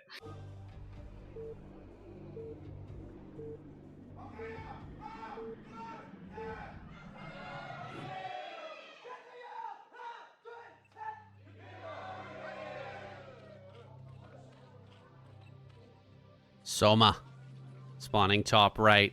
Bisu in the bottom right. Litmus is another one of those crazy maps, and these two have pushed it off to the very last. So we're not sure if they've truly prepared for this match. A lot of players in a best of 7 will kind of force their prep into or over prepare for some of the earlier maps and maybe leave the later maps to some sort of cheese, or maybe not even prepare for it at all. So we'll see what these guys have planned here for Litmus. Yeah, not every single one, but pretty much most of the StarCraft pros tend to freestyle the 7th game in a best of 7. They've got game plans for 6 maps, and because there's so many things that can happen in a series and you can't predict it, it's better to stay loose and open to your own suggestion for that 7th game. So it's possible both of these gamers don't have a set game plan. They might have some builds in mind and some strategies they could choose to do, but they probably have decided at the final hour what they'll actually do on the day, given how the series has gone, given their emotions, how they're feeling, how confident they are, and what have you. So I imagine both of these guys are at least a little bit freestyling right now. And this map is crazy with the double gas there in the main base. They're very low yield, only about 3,000 on each of those gas geysers. And so they do run out very quickly, but they will give the potential for a super big power spike when it comes to the number of High Templar you can make as the Protoss player. Going for some sort of 2-base timing, we might just see, because Bisu has been relying on that heavily this series all along. 2-base timings have been his go-to, and so sticking to that that theme, I think, might be a good route for Bisu here. Just make a ton of High Templar and try to ram it down with just overwhelming splash damage. Yeah, I'm curious to see what he wants to go for here. We haven't seen a single Nexus first out of Bisu in this entire series, which is kind of odd, right? Like the complete opposite of what we see in series where like Snow's involved or what have you. Not a single attempt at being economically greedy, and there's a lot of things to be commendable to Bisu about that. Like, he's not taking any risks with his build order choices in that regard, and has played a very straight up series against Soma, and is taking it to game 7. And yeah, props to the guy for being, you know, an old guard that's able to still hang with the new school like this, and it's kind of special to see. But my money still going to be on Soma. I feel like overall he's a slightly superior player to Bisu. I just think that Bisu's having a good day right now. Yeah, to be fair to Bisu, I think that he's been leaving the option open to go Nexus first, but Soma's been going overpool every game, and he gets in there, he sees the pool, and just opts not to risk it, go for the Nexus. Even after Forge, always getting this cannon Forge Cannon and then getting the Nexus. And so just being that little bit extra safe because he knows how deadly Soma's links can be. And look at this. Soma's making so many links right now. It's the first time he's actually killed that probe right off the bat. And he's hiding links over here on the right-hand side. Is the game going to be over due to a ling all-in? Oh my goodness, he turns the Zealot. Is he going to go back to the wall? He needs two Zealots in the wall. If two Zealots are in the wall, he can hold this. Yeah. He just wants to force Lings out of Soma, so he's hiding from the Overlord to make him think it's on the map. But he tries to get back. Can he pull the probes quickly enough to defend? It doesn't block Saiyan! It doesn't block! He's gonna get on top of the cannon! He's gonna kill this cannon! He does block the other hole, but it's not enough to stop the rest of Lings from starting to pour in here. He has managed to plug up that hole on the left to avoid complete disaster, but it's still bad enough right now. Losing that cannon, Zergling starting to gun down these probes with their claws as well. Really problematic for Bisu. Gets his Zealot gobbled up as well. This is so unfortunate for Bisu if he does go out in this fashion. So many Zerglings starting to stream across the map as well. This could be it for our old guard gamer. This is so crazy for Bisu right now. And I don't think he's going to be able to hold on. The more Zerglings streaming in. Yeah, more Zerglings coming in here. He's going to get the surround on the cannon. That is it. And Soma's going to be going to the final match versus Snow. Unreal. Oh my goodness. I mean, Bisu had the scout there. He saw it with the Zealot. He had time to pull the probe, but he relied on the Zealot to block in that channel there over on the right-hand side of the gateway, and he lets it get in. Look at that huge sigh of relief from Soma. He was so taxed here in this series, pushed to the absolute limit. Bisu utterly disappointed after losing to the Ling all-in here, game number 7. GG. Really well done from Soma. It takes a lot of balls to go for a play like that when everything's on the line. You're in game number 7. Bisu probably didn't expect that level of aggression, and that's one of the things we've talked about a lot in the past, how when lots of craziness happens in the mid game, you end up thinking only about that mid game and how to min-max, how to optimize, and what have you. And sometimes it leaves a blind spot for early aggression. And it's great to go for aggression when you've been playing these back and forth slogs every game and haven't gone for any kind of early game craziness like a Ling flood like that. It's actually really genius for Soma to pull it out at that particular moment. Bisu definitely wasn't thinking about it enough. And more power to him. And we got our dreams, saying we got a great series all the way to game 7. Bisu managed to showcase some great skill and insanity, especially on Screaming Sea with the carrier play after Riva Ser. Really special stuff, despite not winning that particular match. Definitely gave us some epic games of StarCraft. And we finally have Soma versus Snow in that finals match to give us another great series and a really interesting fight for a potential Protoss champion. Oh man, he just didn't pull the probes here. Oh my goodness, the timing was really solid from Soma. Dude, Bisu is going to be banging his head on the wall after this game. After this whole series, he played his absolute heart out in this series, man. He tried so hard. He played so many difficult positions and fought back hard against Soma time and time again, but it wasn't good enough. Soma gets in there with the Lings. He breaks open this position. It's like we were talking about, maybe, Bisu, knowing that this was going to be the 7th game, not preparing as well on this map, not realizing that he wasn't going to be able to block with the Zealot there on the right-hand side. I mean, everyone who's played this map knows that that's a 2 Zealot wide hole, and Soma knew it as well, and he knew that it was going to be hard to stop that Ling all-in, and he pulled out the right build for the right situation. I mean, I feel bad for Bisu, but at the same time, I'm really happy that we have Soma in the finals. That was my desired result. I think a PvZ finals would be way more interesting, and I don't think Bisu has much hope in a PvP against Snow. And while it would be interesting to have a guaranteed Protoss champion, it's even more interesting when you don't know if it's going to happen or not, and you'll be seeing Snow showcase his newly found PvZ skills. He's had a hard time with that matchup in the past, but he's come a long way, so could still take the fight in a strong fashion to Soma and give us a very interesting and action-packed finals series. And I'm happy about it. Soma, though, man of the hour, taking center stage. He's worked so hard.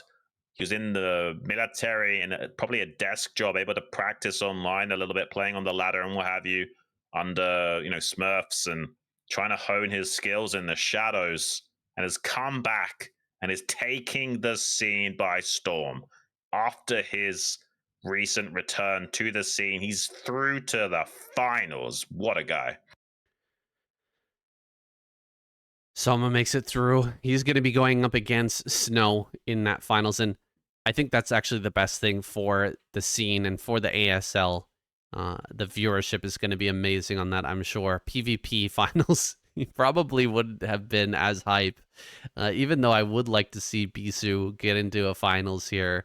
Snow versus Soma, definitely, that's going to pop off 100%. Now, if Soma plays the way he played today, I don't think he beats Snow.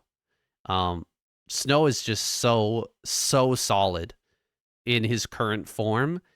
Soma's going to have to bring an even better series in the upcoming weeks in the grand finals if he wants to take down Snow. He's definitely capable of putting out a better series. Like, there were mistakes here that I hardly ever see from him in like online play, in his ladder play, but like this is an indicator that he might not quite be up to the task of taking on Snow. I would be happy to be wrong, but I think that Snow looks more solid than Soma. I'm just so curious to see how it'll all pan out in the finals.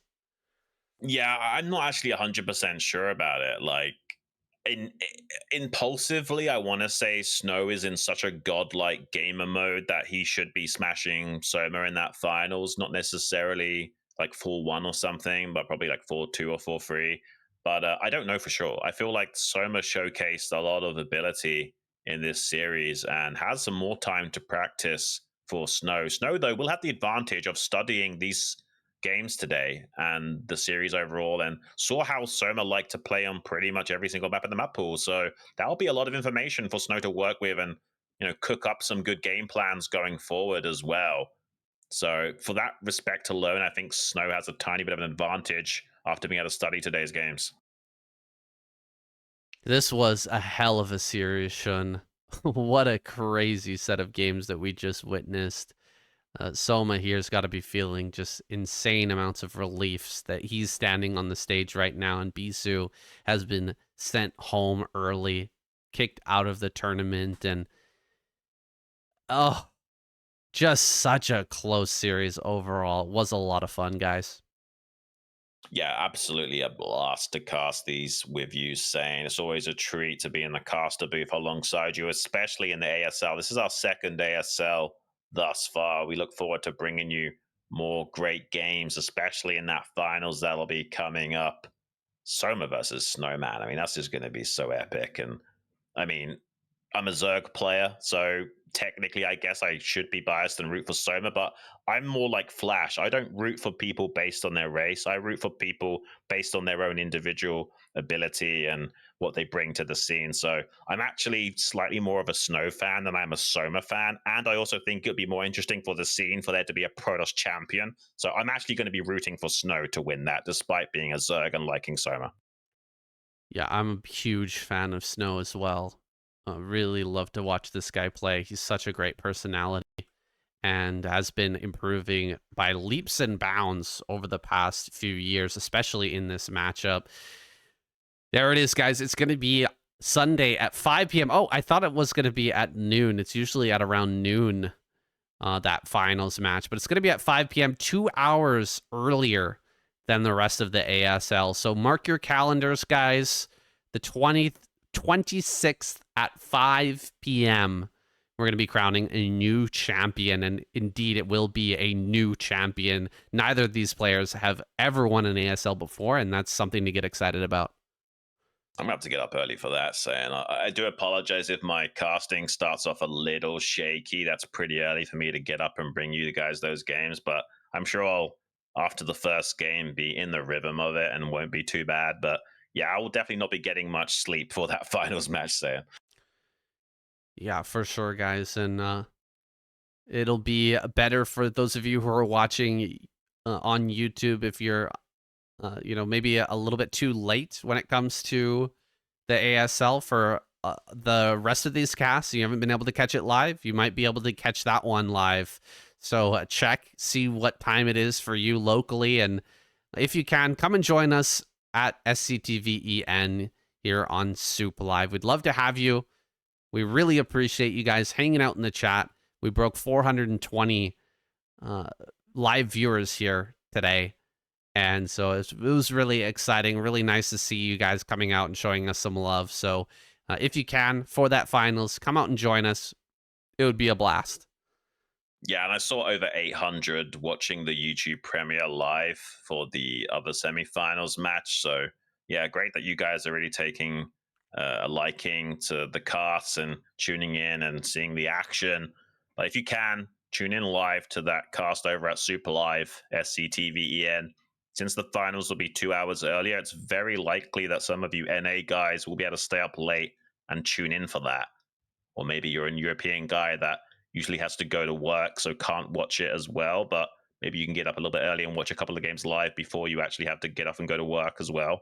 Either way, I hope you guys are able to check out some of that action. And it's been an absolute privilege to bring you guys these casts and games.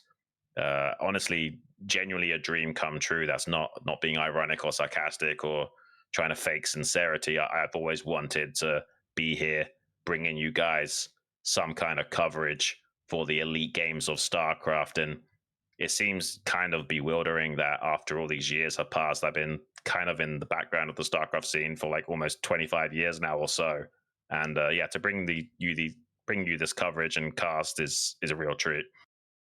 Yeah, I would echo those statements as well. Totally feel you there, Xun.